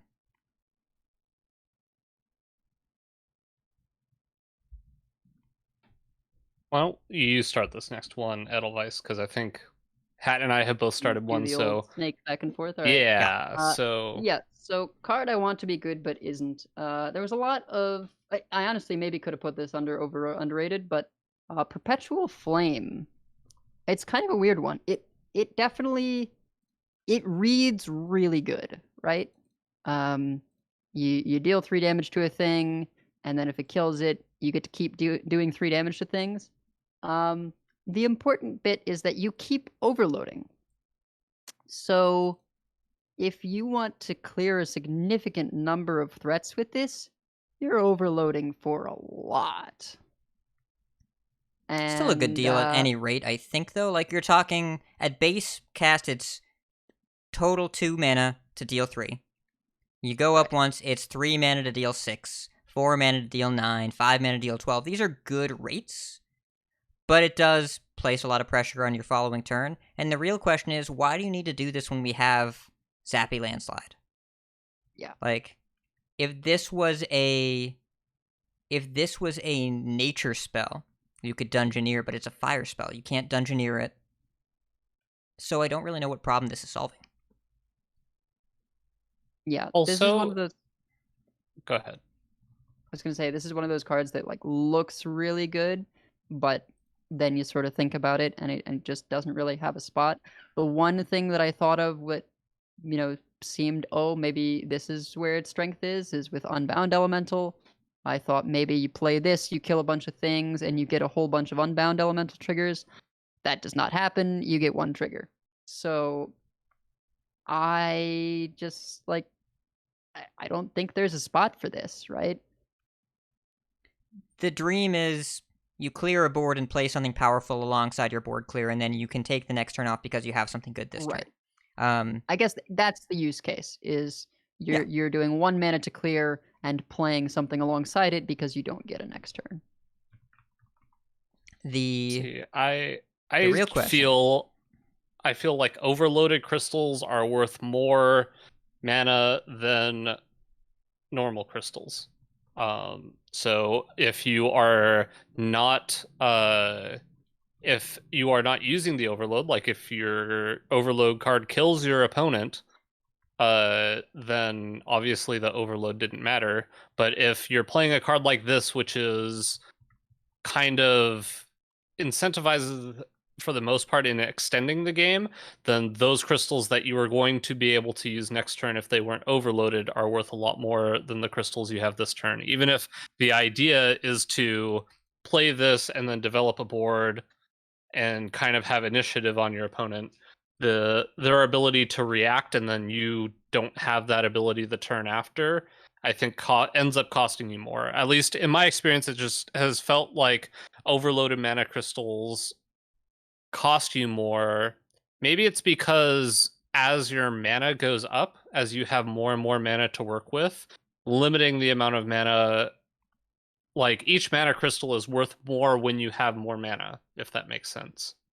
Well, Hearthstone's a game about reacting to what your opponent did the last turn, and your opponent gets 2 turns in a row to do stuff, and you don't. Like it just sucks to taking a turn off compounds your opponent's 2 turns in a row.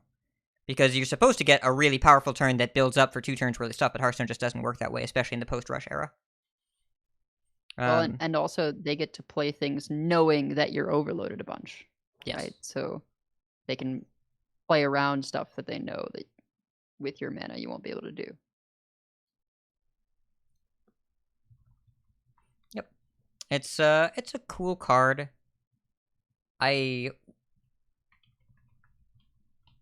want it to be good. I love the design of the idea of this fire just going across the board. It has to be a very uniform board, because there are worlds where a rogue has like 5 minions and one of them is an unprocced Octobot, and then you hit this one first and then you want to install the game. Like, that's just going to be a thing that happens sometimes. I don't know.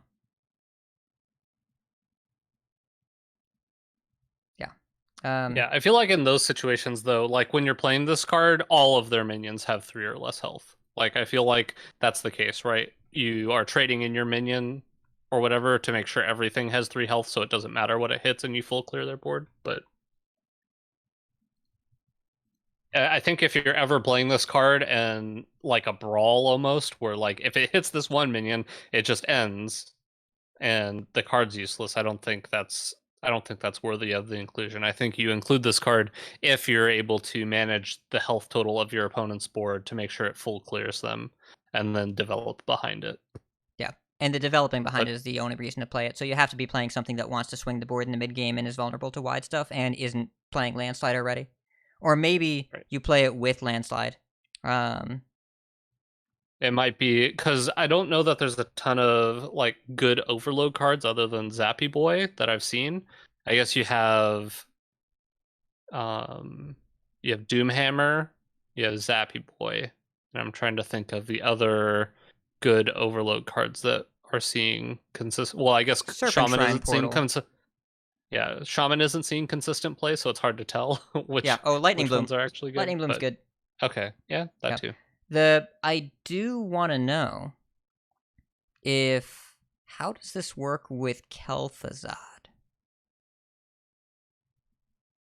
Oh. How does this work intriguing. With Kel'Thuzad? My guess is you would get everything. I'm not positive, though. I'm not... It would seem like this resolves. Yeah. Recast a strange word. I would hope you get everything. Usually animations finish before something like Spellburst or Frenzy triggers. It's an after effect. The question is, does each different instance count as a different spell for Kel'Thuzad, and only the one the player cast matters, or do they all count as batched?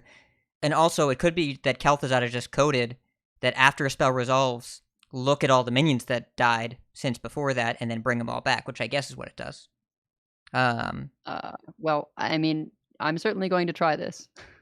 Yeah. We'll have to do it for science, because that would be a tempo swing that could be worth overloading for. I would be curious to see how that works. Yeah. Well, I'll tell you about cards that I want to be good that are not good. Oh, and Edelweiss, you said the caravans last time. They were definitely not good. Really bad. Yeah. But, you know.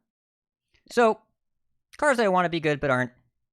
Frost Mage. Please note, do not call this Freeze Mage. Freeze Mage was a very different deck from a very different time. This is Frost Mage. It says Frost on the cards. It freezes minions, but it's Frost Mage. And the dream that Blizzard has for Frost Mage is the same dream that I have for Frost Mage. It's to be Zoo but blue. Blue Zoo. Where you want to, you have your Glacier Racer and you flurry a bunch of stuff, or your Cone of Coldom and they all die, or you have a turn where you go, flurry into Flowcaster and a Shattering Blast, and you kill all their stuff and you play a cheap 5/5. That's so cool. But in reality, you have a deck that's bad at fighting for board, and then you can't play any face damage. So it reminds me of the deck that Elemental Shaman was before this mini set, where your early game sucked, and you had no late game, but you kind of did decent things from turns 3 to 6. That was okay. And then you were bad before and after that. And you had no way to win games and no way to catch up. But otherwise it was alright. So, I would really like for there to be something here, though the issue is, when proactive freeze is too good, it is a miserable play experience, so you also have to do something else. Maybe they do a Militia as payoff, summon water elementals for every minion you've frozen or something like that. I don't know. They need something big at the top end, but because of how the Mage Dungeoneer works, you're really heavily incentivized to play only Frost spells, and if you do that, you have no damage from hand in the deck. Can't do that. Yeah. The Mage Dungeoneer is, I think, the one that the most you absolutely must trigger its secondary effect, or else it's just horrible. Yeah. In the class with AI, It's you really can't just good draw if one you- card. It's really good if you can activate Quite its second good if you get effect. the second But effect, yeah. your deck also might be bad. And Flowcaster is kind of crazy. That card is super good if we had Ray of Frost. If Ray of Frost was still a card in Standard, that card would be nuts. But I'm really glad that it's not, though. Yes, I am also very glad that we do not have Ray of Frost. So I mean, you can do Flurry, but if Flurry is upgraded, then you've already hit the 5 mana mark. So you're not, you're playing a 2 mana 5/5, but it's not that insane because you're at the point of the game where 5/5s are about the rate. The earliest you could play this is Varden on 4, freezing 3 minions, and you get a free 5/5. That's the earliest you could do it. You can cone on Cone 3. Okay, you're right. If you are Cone on 3, play 2. if you want to run Cone of Cold in your deck, which I suppose this deck would do, you can. Cone And of all the Cold, minions so have that to would have be more than earliest. 1 health. Yeah. Keep in mind as well, though, it does say enemy, so you can freeze face. It does work. That's So And if the you secret's play- pretty good. Yeah. If you play the think. Dungeoneer on Not- 3, if you coin Dungeoneer on 2, you can go face with one of them and hit a minion and then play a 2-mana Flowcaster. You could do that. No. I think something that also kind of just weirds me out with these things is so you can Varden Shattering Blast, but Varden also has the effect of dealing 4 damage to frozen things. It's kind of weird, what you're using first. I don't know, maybe this will put... I think we need more Frost spells, ultimately. But it's just kind of weird right now, where you've got, Shattering Blast, you need things to be frozen. Varden freezes things, but also does extra things if stuff is frozen. Yeah. The Glacier Racer combo is really good, back and except forth then weird. you can't play your Yeah. Flowcaster if it actually works. And Brain Freeze is a great freeze card, except you use it as a removal spell, and the minion falls off the board. There's so much internal competition here between the minions that are frozen and the kill frozen stuff. and it's just really strange. It feels... I can see the cool turns, but there's no game that I can see where, like, I do all these things in a row and it makes sense and it works and I win because of it. Also, imagine playing a mage deck without devolving missiles. Yeah. Or Fireball or Ruined Orb right now. Or Cram Yeah. Session. Oh, without Ruined Orb? Oh, Or man. Primordial Studies. Yeah, there's like, mage just has too many good spells. Like, it definitely has some decent minions in it. Like, you could play a mostly minion-based mage deck, but there's just so many really good spells. Duels is 15 cards. You could build a good Frost Mage deck in Duels with 15 cards. 30 cards? Yeah. Not happening. So, want that to be good, but no Blue Zoo. Also, a card that I wanted to be good that wasn't last expansion was Lilypad Lurker. They agreed, they buffed it. But, let's go. So I'm actually interested because Edelweiss, did you say you got to play with this card, Archdruid Narlex? Yeah, it was great. Was it good? Okay. Yeah. I didn't. When I So looked what at does this this card card, do? You gotta explain. So it's a 3-mana 3/3 that's dormant for 2 turns. While dormant, add a dream card to your hand at the end of your turn. So I looked at it. I thought the card would be pretty good, but when I was thinking about it, the dream cards kind of all do different things. But I guess they're all powerful enough that it kind of doesn't matter what you get from it. I guess it's probably pretty good. So maybe this card ends up actually being quite powerful. What kind of deck were you playing it in, Edelweiss? Control. This is control Mancrick. You put Okay. Mancrick in aggressive decks that draw things. You put Nerlex in control decks because you drop it, you get 2 dreams. Either you get overstated things that you can play early and fight for board, or you get Dream or Ysera's Awakening, which are insane clears in the mid game. Or you get So- Nightmare and you wonder why you're playing the card. Well, So or you get Nightmare's good Nightmare with and you play it Samuro. on No, Samuro, yeah. right? Yeah. Which Yeah. a lot Nightmare of control has a decks lot of on uses, Samuro. so yeah, okay. I mean, I wasn't really sure. When I looked at it at first, when I looked at it at first, it seemed pretty good, and then I thought about it. I didn't really see a good use case for it, but I'm kind of sold the other way. And I mean, honestly, it kind of goes with my pick for the last card that I wanted to be good, but wasn't. And instead of being just wrong about it, I was wrong on both halves of this, which is I did not want Watch Post to be good, and they kind of were because they were meta defining. So I think you can maybe I'm- safely say they were good cards. They did Yes. nerf them within 2 weeks. Yeah, so probably wrong about this too. Maybe I'm bad at this question. I don't know.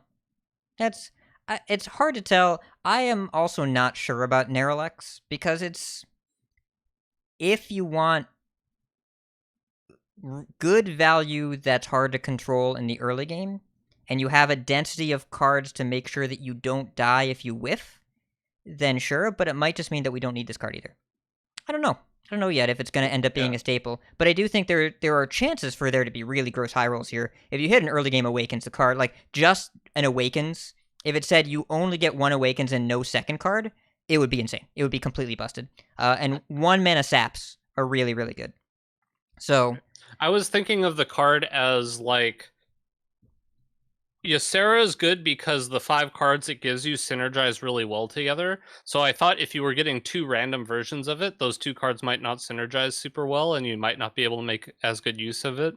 But it sounds like what Edelweiss is saying is like the cards, all 5 cards are so powerful that you get from it. It kind of doesn't matter which one you get. It's going to be useful for you as long as you're playing a deck that is not worried about getting specific cards from it. It's more like whatever you get from it, it's probably going to be useful for you. And some are going to be really high rolls. Some of them are going to be low rolls, but the low rolls aren't low enough that it doesn't mean that you don't want to include the card. So I'm kind of sold on it. I'll definitely play with it.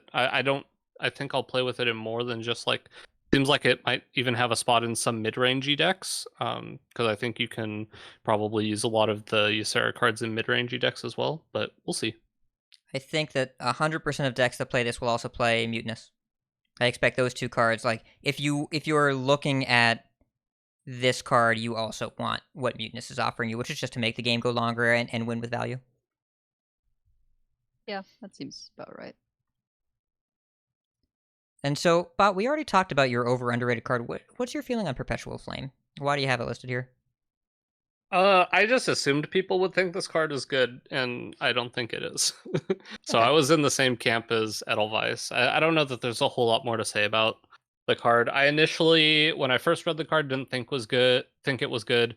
I started putting it together in my head, the circumstances on which you could use it to clear a board, and I thought it was good again, but then I realized that you get overloaded per minion, and then went back to thinking it wasn't very good. So I'm not very tied into other people's opinions on what cards are good or not, so I just assumed this was a card people would think was good, and I don't think that it's going to end up being that good. But if other people are also on board and thinking it's not very good, then I can't really react to whether or not people think it's over or underrated. If I don't know other people's ratings, I can't really say whether it's over or underrated, right? That's true. We have to start now asking you the question of what card do you think people are high on, and then why are you not? It's a layer. It's a layered question. But I kind of feel that, particularly with the compressed release, right? We barely got to talk about these cards before they're even here, so I don't necessarily know people's thoughts or feelings on them. I haven't been like absorbing all the content because I've just been playing the game. Well, and because you were busy for the past 24 hours. Like, there was so little time to get people's impressions on the vast majority of the set. I think it's pretty reasonable. Yeah. Yeah. Another one we talked about, though, Hat. Why do you think Stealer of Souls is over or underrated? Oh, it's going to me. It's going to you. So Stealer... So I'm thinking more from a standard perspective. I think people want this to be good with Zoo. And I think people want this to be good with Darkglare. And I think this is Wilfred Fizzlebang. For those of you that don't know what Wilfred Fizzlebang is, it was a 6-mana 4/4 in TGT that all the cards you draw with your life tap cost 0. This is more efficient, but I don't think we're going to play a 4-mana 2/6 and then take some damage and win that game. I don't foresee that happening. I don't envision it hitting more than one draw. And I don't think that stacking a tour guide to make this 4-drop that isn't good in an aggressive deck work is the right thing to be doing. So I don't think that in Standard it really has a home, and you'd need some kind of mid-rangey Warlock deck that abuses this somehow, but it's so variant in what it hits. And if you're pressured at all, then you have so many fewer resources to work with. Especially when one of the most powerful cards in Warlock right now is Raise Dead, you need your health. You need to make sure it's good. So... Yeah. The last thing I want to be doing is tapping and then tapping, losing 2 health, and then losing more health for whatever I draw off of it. Yeah. Yeah, I agree. It's super painful, and there's just not enough heal in the Warlock right now, at least not on demand. Like, you can get a lot of heal over time with the fragments, but they're inconsistent. And there's kind of not the space to do Moarg Drain Soul things, so... Yep. But Edelweiss, speaking of gaining life, speaking of health. So, yeah, I've heard a lot of talk from people who actually play Priest. So say that, you know, they don't like these new Priest cards, which I'm glad they don't like them.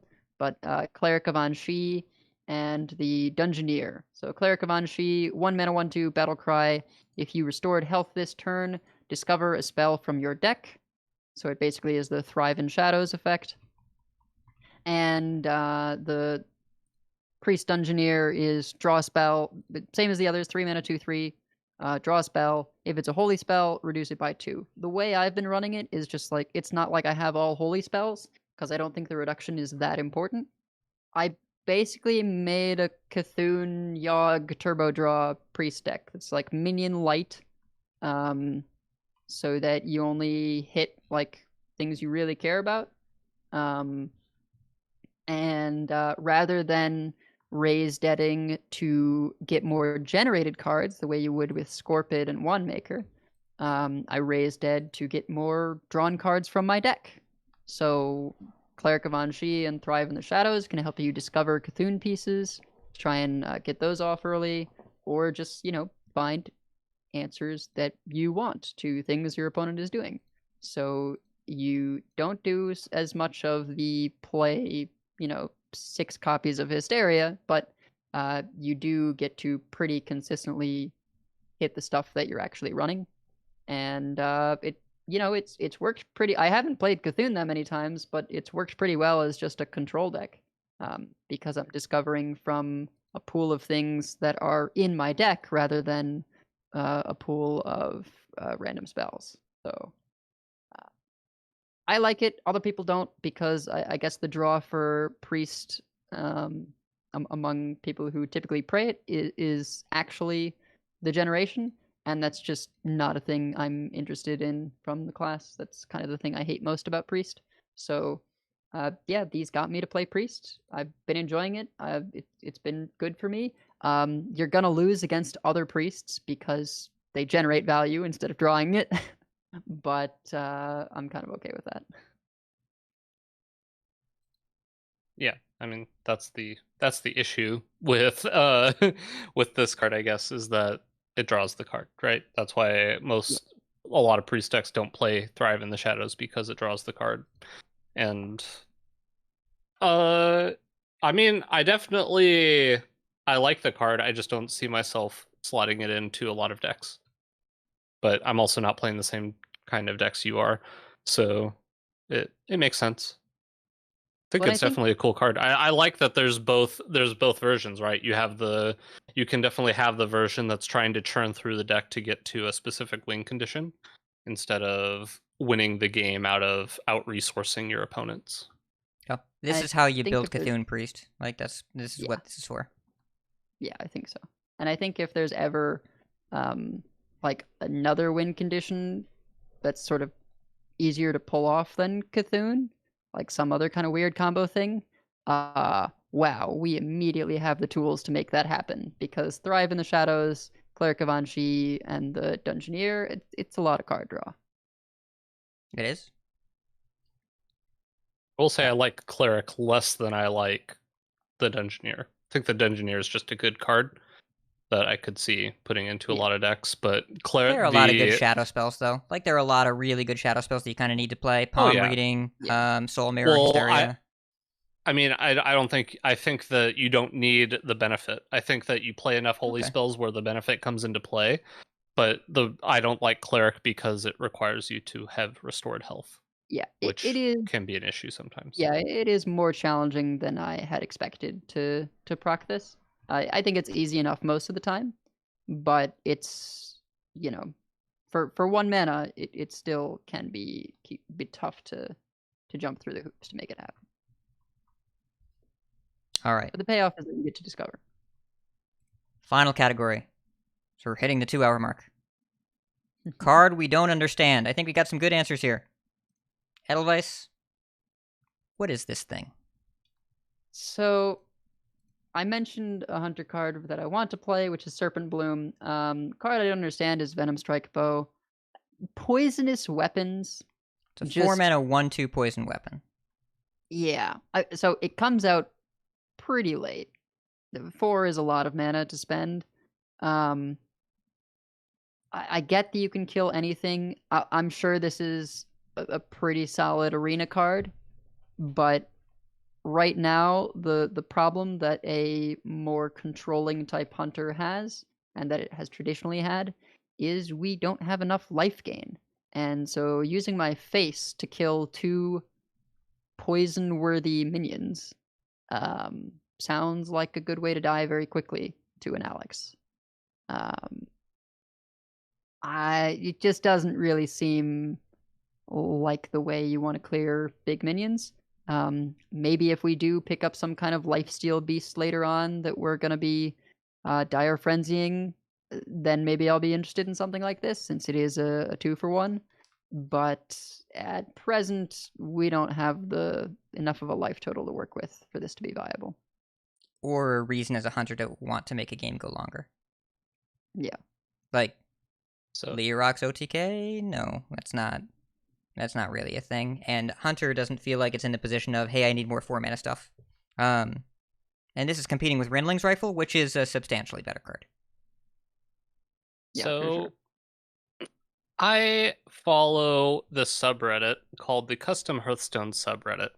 Oh, boy. And shout out to all the people who make cards about Hearthstone cards. I appreciate all the work that you're doing. However, I do notice considerably that as I'm browsing my Reddit, which has both the Hearthstone and the Hearthstone subreddit on there, most of the custom Hearthstone cards are either vastly overpowered or extremely underpowered.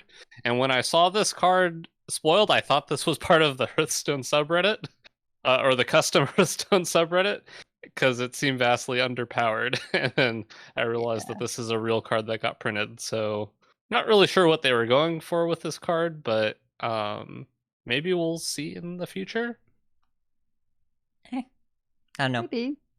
And I get that they went pretty deep on poison because of the lore of Wailing Caverns, which has a lot of like poisony, snaky things. My pick here for a card I don't understand is also a poisony, sneaky thing. Water Moccasin, the rogue card. 3 mana, 2/5 stealth. If you have no other minions, poison. It's a weird sentence. If you have no other minions, it has poisonous. Maybe. Maybe. It bites one thing and then might still have poisonous. But okay, if you have this and a Greyheart Sage, what do? Do you want the cards or the poison? What do? You gotta pick one. Oh, that's so true. Which one do you want? If you're playing it on curve, probably you want cards. But then it's a 3 mana 2/5 stealth. Yeah. That I would rather have Jungle Panther.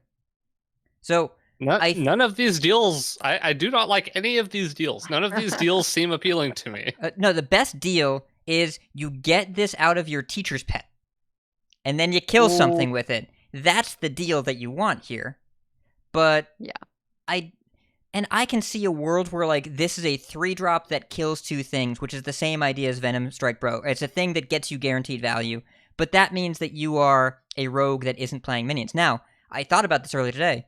You could play this in Poison Weapon Rogue and just use it to kill a couple things, but since you don't play any other minions, they probably just trade into this when you unstealth it and you kill one thing if that's valuable, or they ignore it and go face because you played 3 mana 2/5. So yeah, they actually get to use the removal because they can't use it on anything else in your deck. Yeah, and you can't play a Prize Plunder the turn after or whatever because then this loses poison and is obviously terrible. So I don't really get it outside of the Teacher's Pet application, which I think is not why they printed it. I'm sure there's some reason this is around, but I don't know what it is. And Bodicus, you didn't pick a poison card, but you did pick a rogue card, and you did pick. It makes sense flavor-wise now they know what it was like in WoW, but you did pick one of the weirdest text boxes that we've ever seen in Hearthstone. Good one to end on. All 3 of these rogue cards don't make sense to me why they're in the set, but this one especially doesn't make sense because usually that's how I take this question as whatever card I don't fully grasp. And this one is Savory Deviate Delight. It's a 1-mana rogue spell that transforms a minion in both players' hands into a pirate or a stealth minion. There was a food in TBC, I believe, in WoW, where if you ate it, you transformed appearances into a pirate or a ninja. Yes. Which is the stealth. Yeah. So you don't get I do remember that. You don't get to pick which one. Why is this a card? Why? What are we... What... This is well, why does Rogue get this effect? I know we got the banana card, the banana secret. Well, Rogue does pirates and stealth. Like that's their thing. Well, I'm saying it's a disruption card, right? Yeah. So all of a sudden, Warlock gets the good disruption cards, I guess, and Rogue gets disruption cards. What's the good Warlock disruption card? Well, I don't know. Are you about to say Ticketus is good? Is that Ticketus is not a disruption card. It kind of is. I mean, it is. But not in the same way.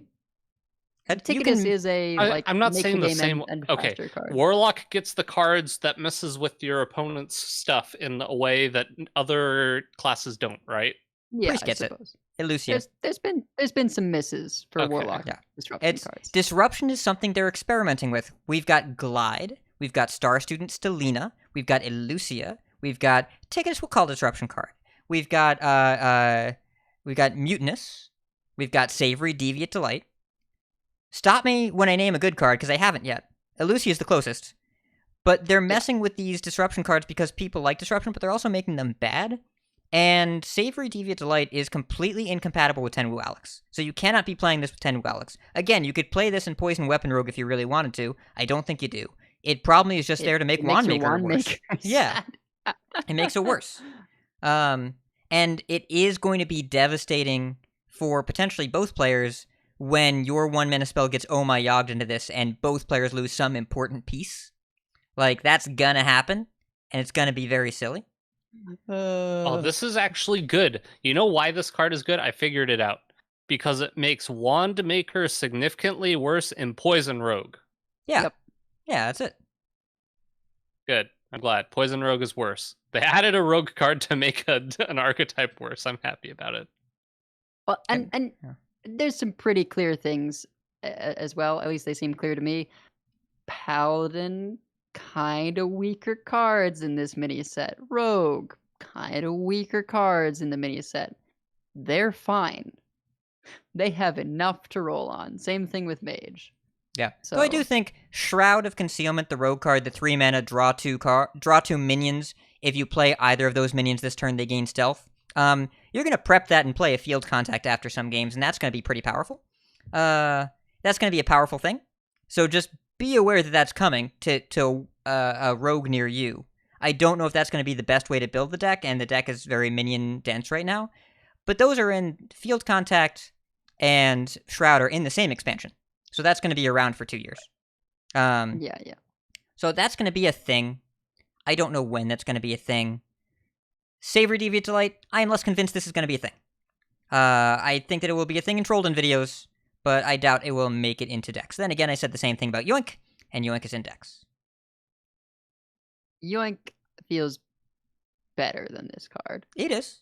But I also thought Yoink would be unplayable except when he generated it randomly. Sometimes it would do something funny. And I think that it is barely good enough in this expansion to maybe see a one-off.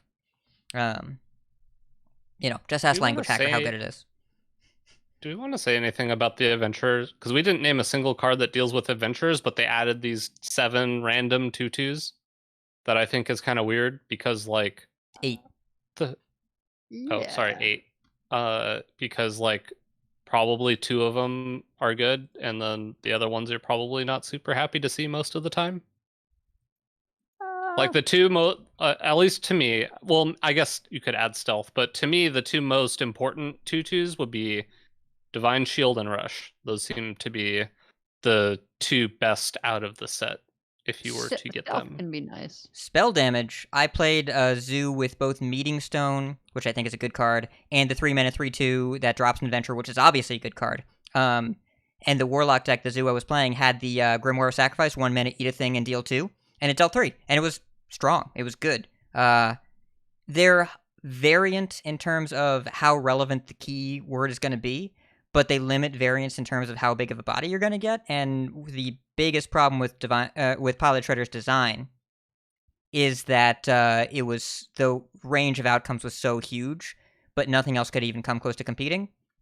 This is meant to limit the pool of how powerful the thing that you're going to get is. And obviously Divine Shield is almost always the best thing to hit if you're fighting for board, but the other stuff matters. I think the other stuff can absolutely matter. I don't know. It's a mechanic that people are going to compare to lackeys. I kind of get that, but they're not. Lackeys are so much more variant and so much more powerful. And I do think that Meeting Stone, also known as Slightly Less Evil Totem, is a good card, especially when you have it on 1. You just get so many 2/2s. But the mechanic is not exciting enough that I think it was any a of us. totem. Yeah. Oh, yeah. As It'd soon be as you so said good that, I was in like, oh, what if it Totem- was a totem? Totem Shaman. Great. Yeah, But I don't know. It's like it's random from a constrained pool, kind of like how Transfer Student was random. I don't mind that as much because you're like the blowouts aren't as harsh and the whiffs aren't as negative. I don't think it's that bad, and I don't think it's that good. I think it's okay. I kind of dig it. I think it'll be like really interesting in Arena, and I think they're totally reasonable.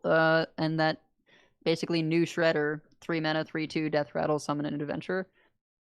You know, it seems great, and Death Rattle Demon Hunter got some pretty clear benefits with that and the new 3/2 Fell Rattler. Rush.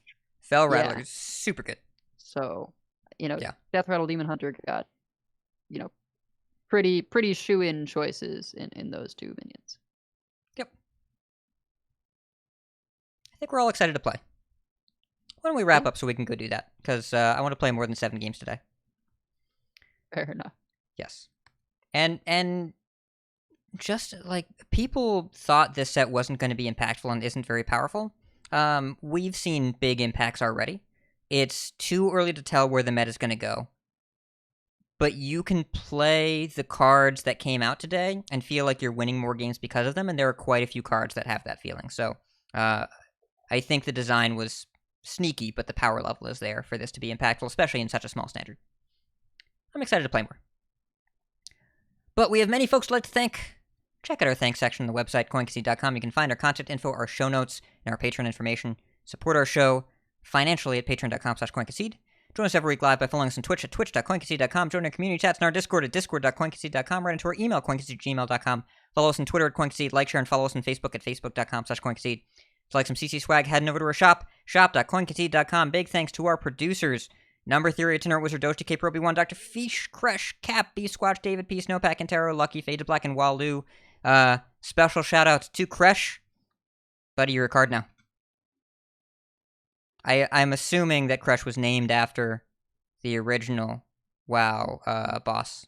But now we can officially say the card is named after him. That is official. Also, thanks to our Twitch subs during the show, Mr. Kerfluffle, Mr. Bungalow, and Proby1 X2. Thank you, Proby1, twice.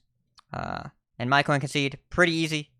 Happy birthday, Enthralamund! Woo! Go listen to Squelch. Yeah. Also, listen to Blisslet. Happy birthday, buddy. Yep. Bardicus. Coin concedes, let's go.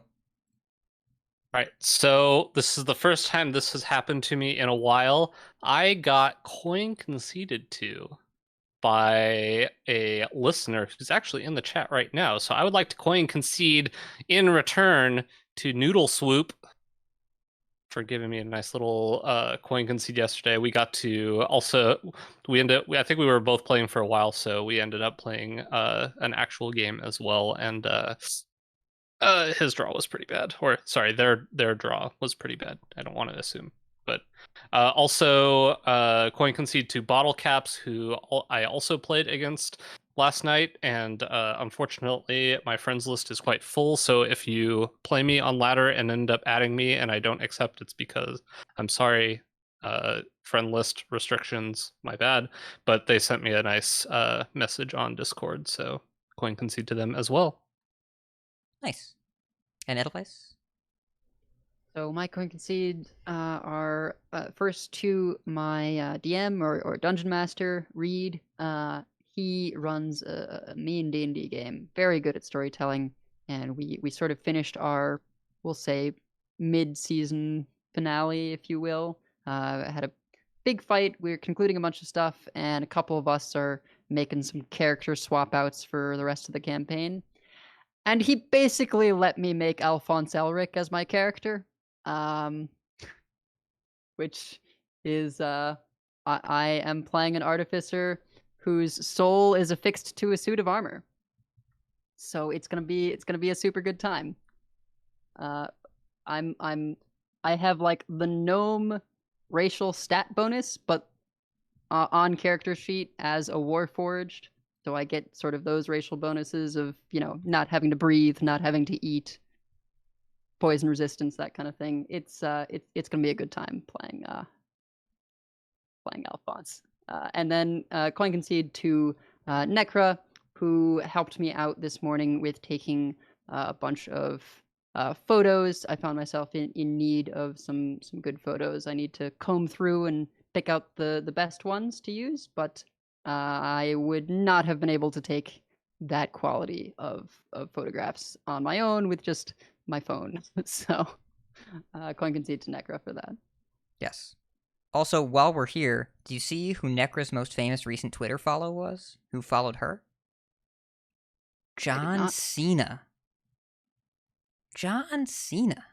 Yeah. Man, why did you needed to prep the music? How can you say that name without having the music playing? Hold on. Wait, Do you want to know who her most recent Twitter follow was? Famous Twitter follow? And his name was John Cena.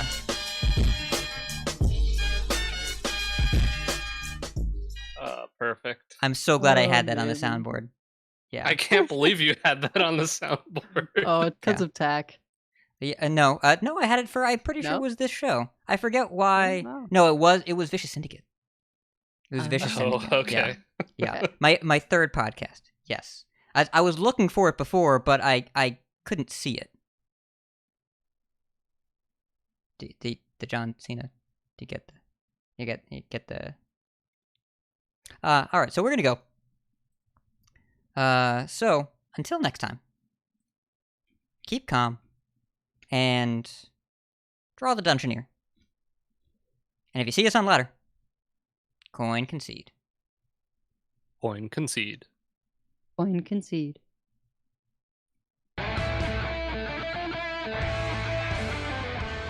All right. We did it. Recording off. All right. I'm going to go finish packing. Good night. See y'all later. Good night. See you next week. Everyone.